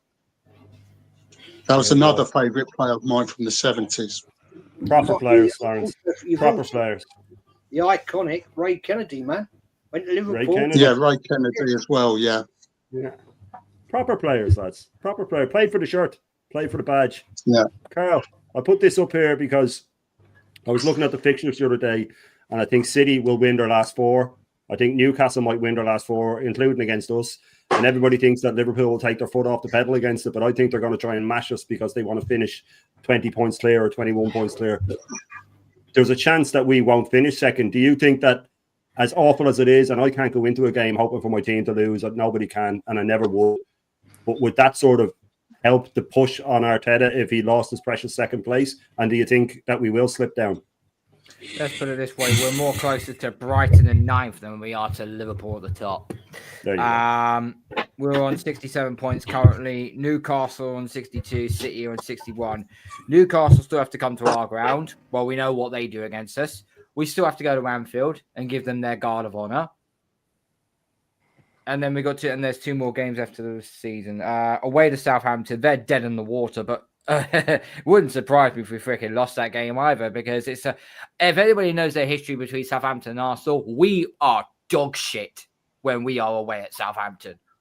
We are awful. I think we've only won twice in the last 10 years. I think it is. It's a horrible place to go. Even if the season is absolutely dead and buried at the point, we're home to Bournemouth. this is before we play Paris Saint-Germain. You know, I'm not confident we'd win that game.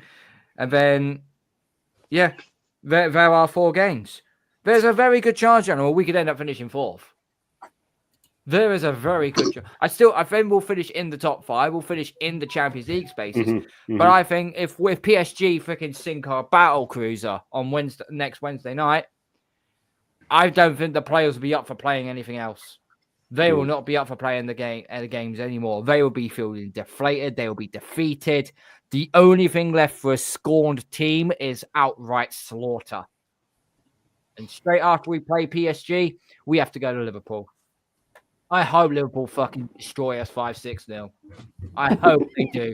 Because the amount of crap this fan base has said to Liverpool fan, how much they're going to win the league, and the fact that Man City have fallen off now, and this is our league to lose, this, that, and the other. This is what I always say to people. Just keep your powder dry, man. Don't just stay in your lane, know your role, and shut your mouth. That's what everyone really needs to do. Until you know you are mathematically certain that you are potentially going to win this league, don't say a word. Just play every game week by week as it goes along. But no, to your point, mate, yeah, I think we couldn't finish second. I think we could end up finishing 4th. There's a possible. I mean, what was it? Chelsea have got. I know Chelsea. I don't know. Chelsea got 60. Yeah, Chelsea's running. Chelsea have got Liverpool. They're home to Liverpool. Chelsea are stumbling. Forest have a game in hand. I think they've got 3 points behind us. Their final 4 games are brutal. Home to Liverpool, away to Newcastle, at home to Man United, I think Newcastle and City. Away to Forest. That could be a 6. That's a 6-pointer. That could be the potential of a Champions League place. So, yeah, I don't think we're going to finish 4th. Because I think Newcastle, Forest, and Man City will finish above us. I think we'll finish 5th. Yeah. Well, look. Well, that's the thing. Who drops into 6th place? Because that's where Nottingham Forest are currently. They have a game in hand, though. Normski, I think so. They got 3 points. Tonight was their game in hand. They lost. Oh, sorry, they played tonight. Sorry. They lost 2-0 to Brentford. Oh, okay, they're out of it then. Yeah. But they'll probably get a Europa League or Conference League place. So I think we'll finish 5th or 4th. But you know what, guys? Well, views. I'm going back to that sunken place with you, bro. I'm tapped. No, I'm tapped out now. I am tapped out, bro, because it's full time. And literally 2 teams have booked their place into the finals of a European Cup. I'm tapped out, bro. Yeah. I couldn't care less when we finish. Yeah, because this tapped out club, yeah, these tapped out owners, yeah, are going to still give this guy, right, a job. And I want to hear his speech, yeah, after the Newcastle game. That's our last home game, isn't it? Yeah, before we go away to Southampton. What's his speech going to be this time? What's his speech going to be this time? He'll mention the semi-final. 60,000 people last year. 60,000 people last year. Everybody clapping. You would have thought if I came from space, yeah, and I didn't know any better, I would have thought that Arsenal just won the league. That's exactly it. Yeah. No, great. I'm tapped out here right now, bro. Listen. You know what I'm gonna do. You know what we'll do, guys, isn't it? You know what I'm gonna do. You know what I'm gonna do. You know what I'm you're going into the. I'm going. You're going into the mate. There you go. It's so much easier there. It's so much easier there. I'm in there, bro. I'm in there, bro. Ignorance is bliss. I can't. I'm not going to sleep tonight. Listen, my son. I went into my son's room. Yeah, I said to him, son. I said, listen. Tottenham are winning. Man United, he goes, Dad, I don't care. I don't care. Arsenal have put me off for football. Yeah? Why'd you make me support this club? This is what I've done to my son. This is what I've done to my son. He's tapped out on football. Normski Jr.'s had enough. That's my young lad's not into football, and I was only thinking of it today. I'm kind of happy because I wouldn't want to put him through this. I wouldn't want to put him through what we go through. Kyle, would it be a bad thing if we finished below second? It's awful. I can't believe that we're having this conversation. I mean, how desperate is that we are having a conversation about would it be better if we drop down a spot? But I mean, just to sort of maybe get the media talking about regression, because if they see second, they won't look at the points difference. They'll just say, oh, well, it's second again, and they got to the semi, so it's progress. Maybe do we need something like that? And as I said, I can't, even when we go against Bournemouth, I just wouldn't be able to sit there and not be up for Arsenal. But it's just such an awful place to be in when you want the manager out and you still want your team to win. So how do you feel about it? Do you think second would do us a favour, or do you need them to drop down to finally get it through to these people? To go and be quite honest, Shane, since I was sitting here listening to you all speaking, and my phone has been hopping, messages coming in from my brother, who's a Manchester United fan, laughing at me. He's saying, another European Cup final for us, you can't do it. My daughter, 15, I turned 15 3 weeks ago. She's just after texting me, Dad, what's going on here? Manchester United and Tottenham Hotspur in the European Cup final. What's going on?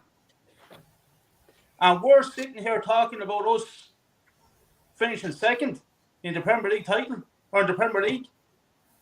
I couldn't give two fucks where we ain't. Because it's one thing, we are not finishing first, and we're not winning the Champions League. Tonight is a very sad night for us Arsenal fans. Manchester United, who I fucking hate, and Spurs, who I hate, and two of them in the final of European competition, and we fucking around. And the fans clapping and cheering. Looking at crap football all season, looking at crap football for the last 5 years. But what do we know, gentlemen? Now we have to sit down and watch Man United or Spurs lift up another European Cup at the end of the season. Fucking joke. And what are we doing? Sitting around having discussion about finishing second in the Premier League. Fuck this. Fuck this. This is unacceptable. Unacceptable behaviour. Arteta should be sacked next fucking Wednesday night at 10 o'clock. Sacked. On the spot. My God. I am absolutely fuming. Messages coming in from friends. Man United fucking scumbags. Spurs are texting my fucking phone. Jesus fucking Christ. Oh, the TV. Please, spare the TV. Spare it. Yeah, I may, or I'll be over the house. I'll be gone. This is. I'm sure. No, guys, you know, I think this is a monumental night on Bruised Banana. Yeah, clip up this show because it's gonna get peak from now on in. It's gonna get peak.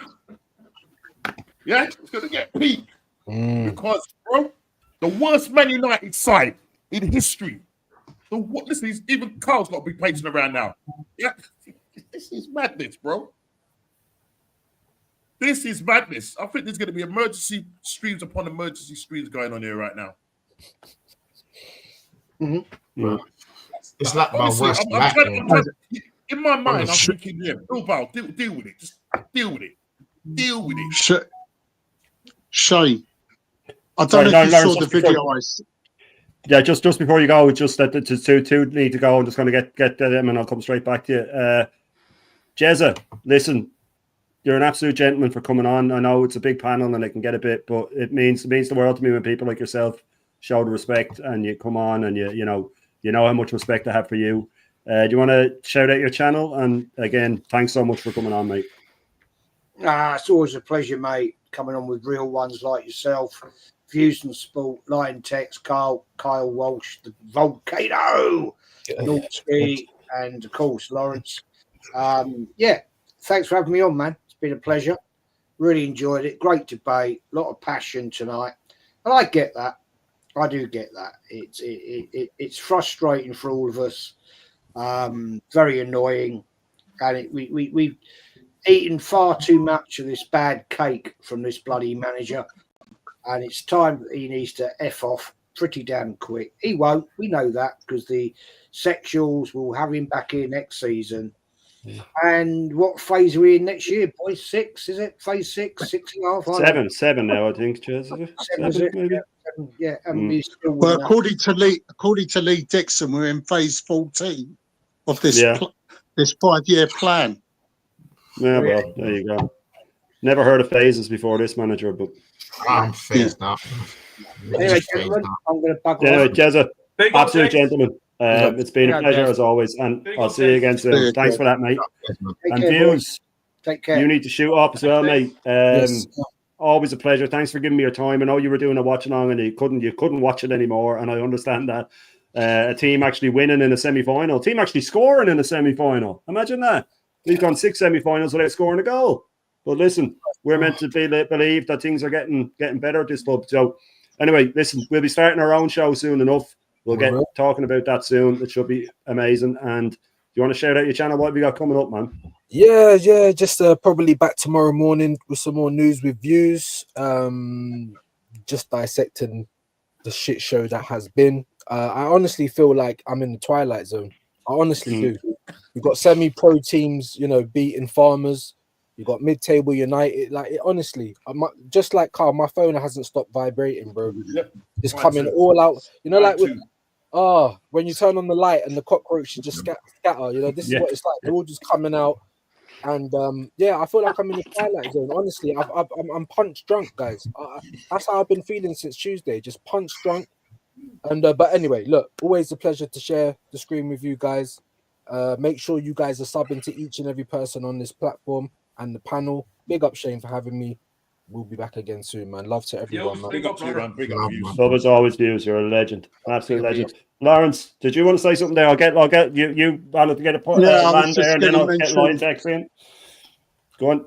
Yeah, I was just going to mention that video I sent you of Lee Dixon and Peter Reid in a classroom with a physiotherapist, and Peter Crouch was in a disguise. And Lee Dixon says, "Oh well, we're in phase 14 of a 5-year plan." I mean, that just sums everything. That just sums it up, doesn't it? That's it. That's what it is. It's excuses. In that ad, they're saying everything that the top gooners say. They're just repeating everything that they say, and it just shows what a laughing stock that we've become. Unfortunately. But I was going to bring Line Tech in there, but I think he's gone. I'm going to bring Normski in because I just wanted to run. I'm pretty sure I'll know all your answers on this, right? I was only thinking this the other day, right?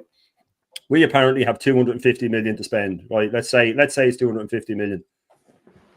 Would it not make more sense to pay Arteta off, get in a real manager who can use players, convince Partey to stay, etc., and just spend 210 million? What do you think, Normsky? That's a no-brainer to me. It's a no-brainer to me. It's a no-brainer. And the eyes have it. The eyes have it. Yeah. But that's it. Yeah. And see, the thing is, sorry, and I'll let you come in. I just want to say, because I was thinking about it then, I said, oh, well, he's on 15 million a year. I'm sure you're getting Zaggy for 7 million a year. So within sort of 2 years, 2 or 3 years, you'd start to make back what you paid Arteta anyway with saving on wages. So to me, Berta's got to get the cheese wire and say, listen, get rid of him now. I'm not spending all this money on a manager who doesn't know how to use these players. To me, it's a no-brainer to just cut 40 million off the transfer budget and get him out. Simple. Yeah, listen, I've got no problem with it. Yeah, as they say in the Houses of Commons, the eyes have it. Yeah, 100%. Where do you stand on this, Carl? Would you just pull the trigger on him and spend the money? Get a normal manager to spend the money? Yeah. Well, it's technically it'll be 220 mil on a new manager because obviously Arteta gets 15 million a year, so it'll be 30 million to pay him off. So he'll have 220. But I think Berta. I must have minced my words out there. Berta can easily play with that sort of money, but he won't just go out and buy. He probably would go out and buy Gyökeres. He probably would do that. But I also think as well he'll be a very shrewd businessman because he would also go out there and get players in. The probably Arteta's got no clue who they are, but are of very good value, very good price, and they're probably very technical, technically better than what any of our players have, maybe potentially. He'll go out and buy value for that player to come in. If they do well, great. If they don't, he'll sell them on. He'll end up selling them on, and he'll get more money for it. And that's what you do. You have to turn it around if the player's not capable of that. I mean, it wouldn't surprise me if he did come in and Arteta got binned. The first bit of business he would do is try and find a buyer for Odegaard. Because let's say someone comes in for 60 million for him. There you go. Thank you very much. Now you give me now I've got 280 mil to spend. Right. Let's go and get Eze in there. Let's go and get Alex Baena in here. You know? Let's go and get... You want a winger? Go get DeMarco. Let's see how much Inter Milan want to actually push for DeMarco. I'll be buying in proper quality players, proper ballers that can get this team over the line. Giving Arteta... Nico Williams. Yeah. Sorry, who's that scrub? No. Nico Williams and Sesko. His brother, I actually watched a bit more of it. I was watching it before my mum come to pick my son up. And his brother was actually performing better than Nico Williams was. I'd have his brother over Nico Williams. Yeah. But apparently Nico Williams wants 400 grand a week as well. Yeah, he can get sent to the gulag on that one. No, that ain't happening. But yeah. But no, the common sense thing to be to get rid of Arteta and give Berta the money, but he will know how to spend it wisely. Mm-hmm. He could probably get maybe 6 or 7 players out of that money, in the right positions, the right quality, and the right value. Why do I say that? Because he's worked at Atletico Madrid. Mm-hmm. What he would done at Atletico was unbelievable. Okay, they didn't win that much, but that was because Simeone is trying to battle Real Madrid and Barcelona every single year. Not easy. Not an easy task. But Berta done his job on the financial side of things, and that is why that is absolutely spot on AFC always. That is why I think if we don't win the Champions League, he needs to be binned as soon as that whistle's blown. But that's that's the thing, and that's why I put it up. I knew everybody's answer, but it just when I was sort of weighing it out in my head, I thought it makes so much sense because as someone else put in the chat, and it's just the fact that you could spend a bucket load of money buying in players that he won't know how to use. He doesn't know how to use Rolls-Royce players. He doesn't know how to use attacking players. But listen, line text, this is what we're getting, and I understand it. I got this off one of my mates when I was saying Arteta's got to go. He's a Liverpool fan. He said, "Oh, no, God, I hope he stays because he might challenge us with a different manager." So we're got to the point now where we have the Arteta sexuals wanting him in, but we also have the other teams wanting to keep him because they can all see how bad he is. I mean, what does it come to where we're sort of hoping that we don't finish second to try and shut people up and to try and make a point? As it's gotten that bad. I mean, what's your take on this, man? Yes, to be honest, because everyone's had enough. You know what I mean? Everyone's just had enough. Like, we've all seen how the season's planned out, and we just want it to end, to be honest. And to be honest, it all started from the summer. Because I was even saying in the summer, we didn't do the right recruitment. Yeah, we got 3 players. 2 of them, I don't know why we even signed them, and the other one was on loan from Chelsea. Why do we keep getting Chelsea players? God knows. I don't understand. But yeah, it's mental, man. That I just had enough, bro. Like, I just want the season to end, to be honest, man. I just had enough. True. You know You forgot Neto. We also got Neto on the rest of the game. Oh, Neto, yeah. To be honest, I really couldn't care less. Yeah. Unless we turn it around on Wednesday, I don't really want to know about the rest of the season, bro. You know what I mean? It's just going to fizzle out. We're going to go to Anfield and give them the guard of honor. Of course we are. Because, that's what we're going to do. And we're probably going to get slapped. This manager's probably going to flip and play You Never Walk Alone on the speakers again, trying to motivate the players for what? God knows. You know what I mean? It's just the same old story, bro. It's the same old story. And I've had enough, bro. I've had enough. And that's the problem, Line takes, that we're all saying that we just want the season to end. I mean, it's just gotten to that point, and it's like we've said, it's rinse and repeat, and that's the way it goes. Well, listen, Kyle's going to have to leave, but we'll be running on to 2 hours anyway, so I will just go around everybody and we'll wrap it up because again, I don't want to sort of rock the boat. It's just gone so well that I just want to, wrap it up in a little box and have it to keep, because I'm so privileged to have people like this on. But I'll run around everybody and we'll bring it to a close. Kyle, do you want to shout out your channel, mate? I know you're making content again. Yeah. And that's good for everybody in the community. And that's what we are as a community. So shout out what you have coming up, or what you're going to be on any panels or anything. Yeah, big up Shane. Thanks for having me on the show, Shane. And hopefully this be a continuation for the future. It's also great to share the screen with legends like everyone here on the panel and everyone in the chat. Big up to you all. Shane, you get me on Kyle Watch Gunner. I'm putting up videos. I'll be doing on different jumping on shows. I am going to be investing in my own laptop so I can start doing a bit of streaming myself and get all you guys on my channel. But look, one of the reasons why I'm signing off is because tonight is a very depressing night for me now, Shane. I had a bit of hope. I thought Bilbao could do something. But these two fucking clubs looks like they're in the European final. It's actually depressing. It's sickening. It's absolutely sickening.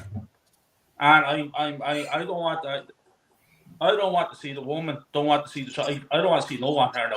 I want to be left the fuck alone. I want to go into that sitting room now and tell everyone to fuck off and let me look at a bit of TV here. Look at the World Championship snooker or some shit like that. Yeah. I need to calm the fuck down. And if anyone opens their mouth and work to me tomorrow, fuck off. That's end of story. Get the fuck out of here.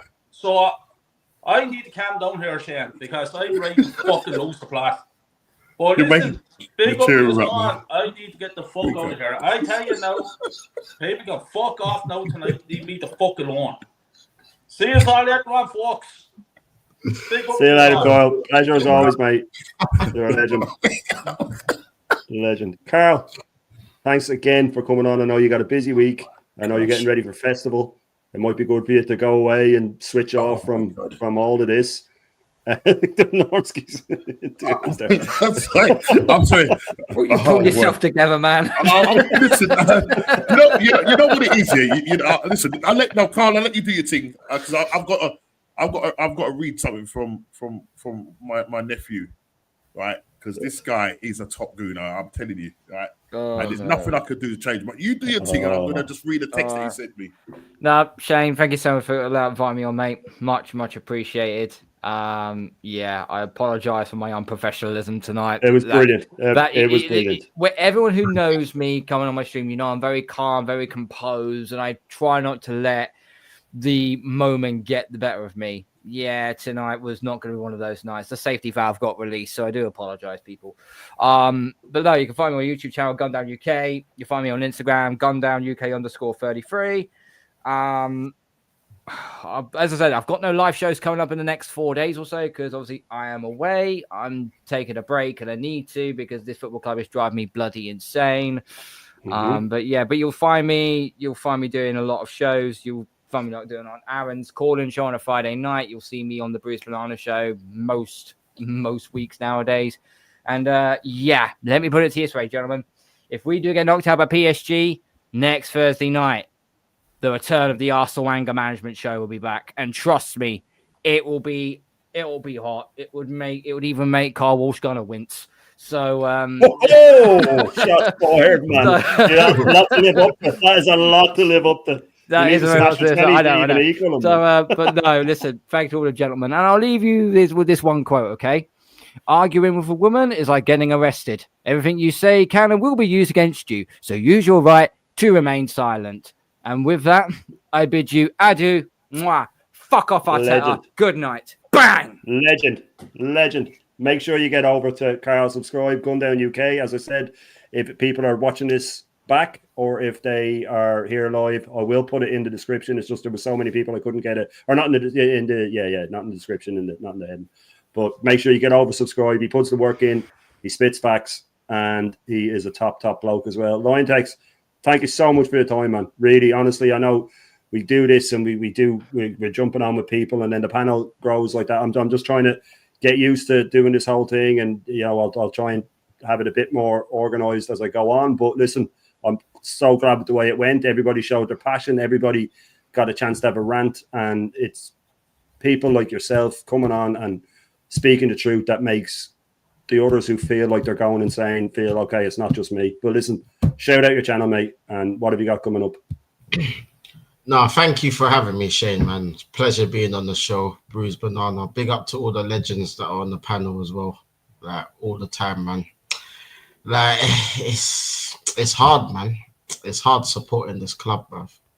You know what I mean? Because you just know what's coming every season, especially under this manager. You know what I mean? So we just literally have to sit there and watch teams win trophies yet again at our expense, bruv. How many times are we going to go through this? Literally, every season, bro, it's the same, bro. I swear, it's annoying, bro.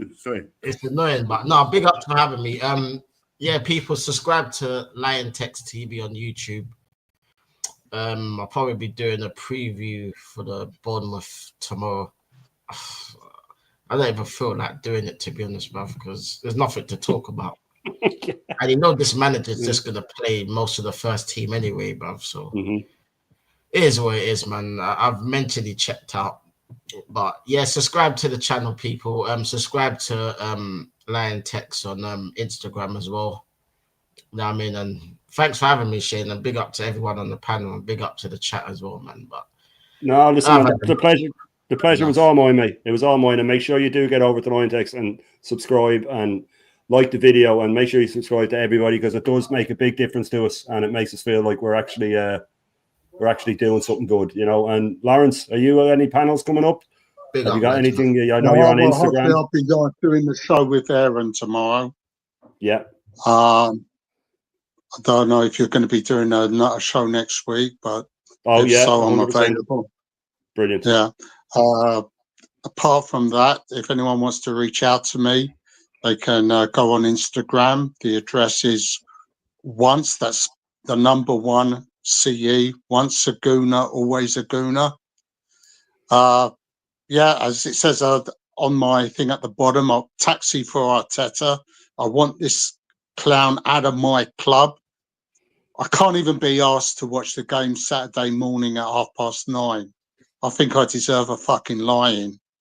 You know, I mean, I'd rather watch paint dry on a wall than subject myself to that shit on Saturday morning, because I know he's going to play the full team, the full first team again. He's not going to play any of these kids who've sat on the bench for him all season, including these 22-year-olds who can't even get a sniff of first team action. It's D-Day on Wednesday for us. I don't see us getting back into this game whatsoever. And as I said, stand by for Thursday, because the I told you so speech will be out, and I'm going to rip all these fucking plastic deluded AKB ostriches who worship this fucking fraud a new one. Well, it needs to be done, Lawrence, and there's no better man to do it than yourself. You know, they need to be told, unfortunately. And a big up to the panel big up to the panel, Jez as well, Kyle, and I can't remember the guy who just was on Lion Text. Big up to everyone. And yourself, Shane. Yeah, of course. And listen, I genuinely thought I'd sent that link to you, but it'll be there for you every Thursday. I'll send it to you, because you're a gentleman, you know your football, and you're a top man as well. Normski, not according to these top gooners. According to these top gooners, I'm a glory hunter who should be supporting Liverpool or Man City if I want to see a team that wins trophies. That's the way it goes, man. That's the way it goes. Yeah, well, we're not glory hunters. We just want what our club deserves. Normski, what have you got coming up, mate? Yeah, big up. And thanks so much for coming on, by the way. Yeah. Right. So, I'm not going to be watching the game this weekend, because I'm going to go do something worthwhile, go-karting. Hey. I'm going go-karting on Saturday. So, more buzz. I won't be doing a watch along this weekend, and I only do it for the Champions League games anyway. Yeah? but I will be doing the Champions League games next week, Wednesday. Obviously, my match reactions. I'll probably be on the weekend hangover with Aaron on Monday. I'm going to be losing track of the shows I'm going on. Obviously, the Bruised Banana show next week. And tonight marks a line. Or should we just draw a line in the sand tonight? Because it's going to be a very interesting week, very interesting weekend.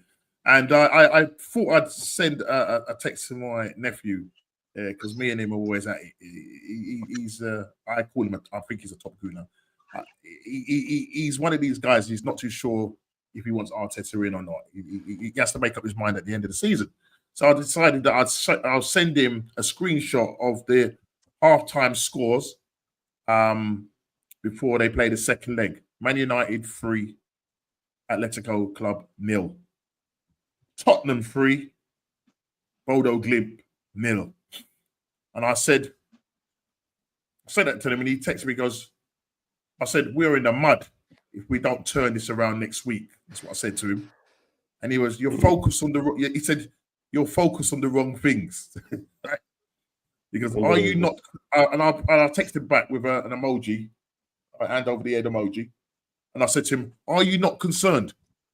And he says, okay, let me answer your question.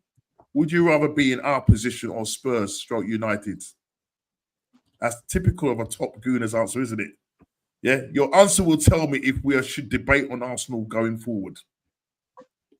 I will not be answering him. That will just stay there. And that's it. I will not be responding to that because I'll be just wasting my time.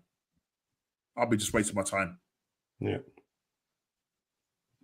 Well, unfortunately, that's how it is, Normski. It is like, it's like talking to a wall sometimes. And like not just, it's with all of them. But listen, I'm glad we all got at least a bit of a rant out. I'm glad that for the people that showed up, the chat has been absolutely lit, unbelievable. I know a lot of people are coming in from other people's channels, but it's all love, it's all support, it's all, helps us to keep going.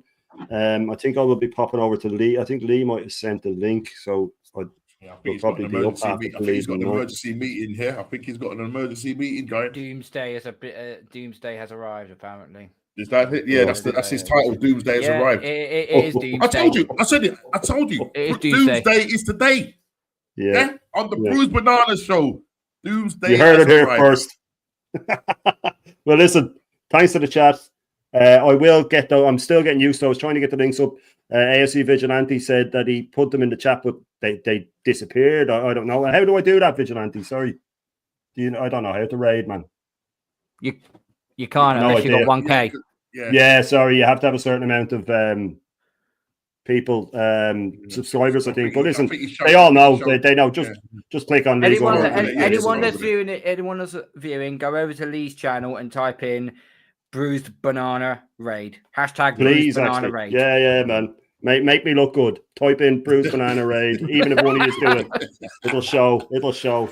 And I never say that the subheading to this, because it is the Bruised Banana, and then the subheading is because supporting Arsenal is like a kick in the crotch, and we all end up with Bruised Bananas supporting this club.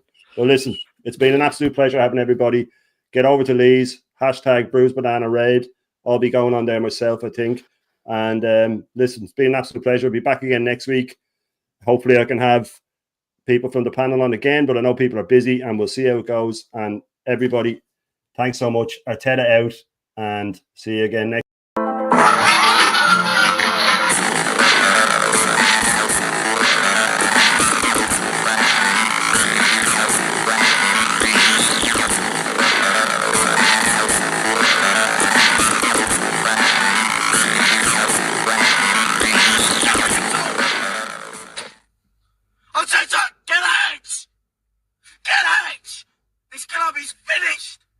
Finished! How long have I been saying for you to leave? You don't know what you're doing. You're a lost soul, mate.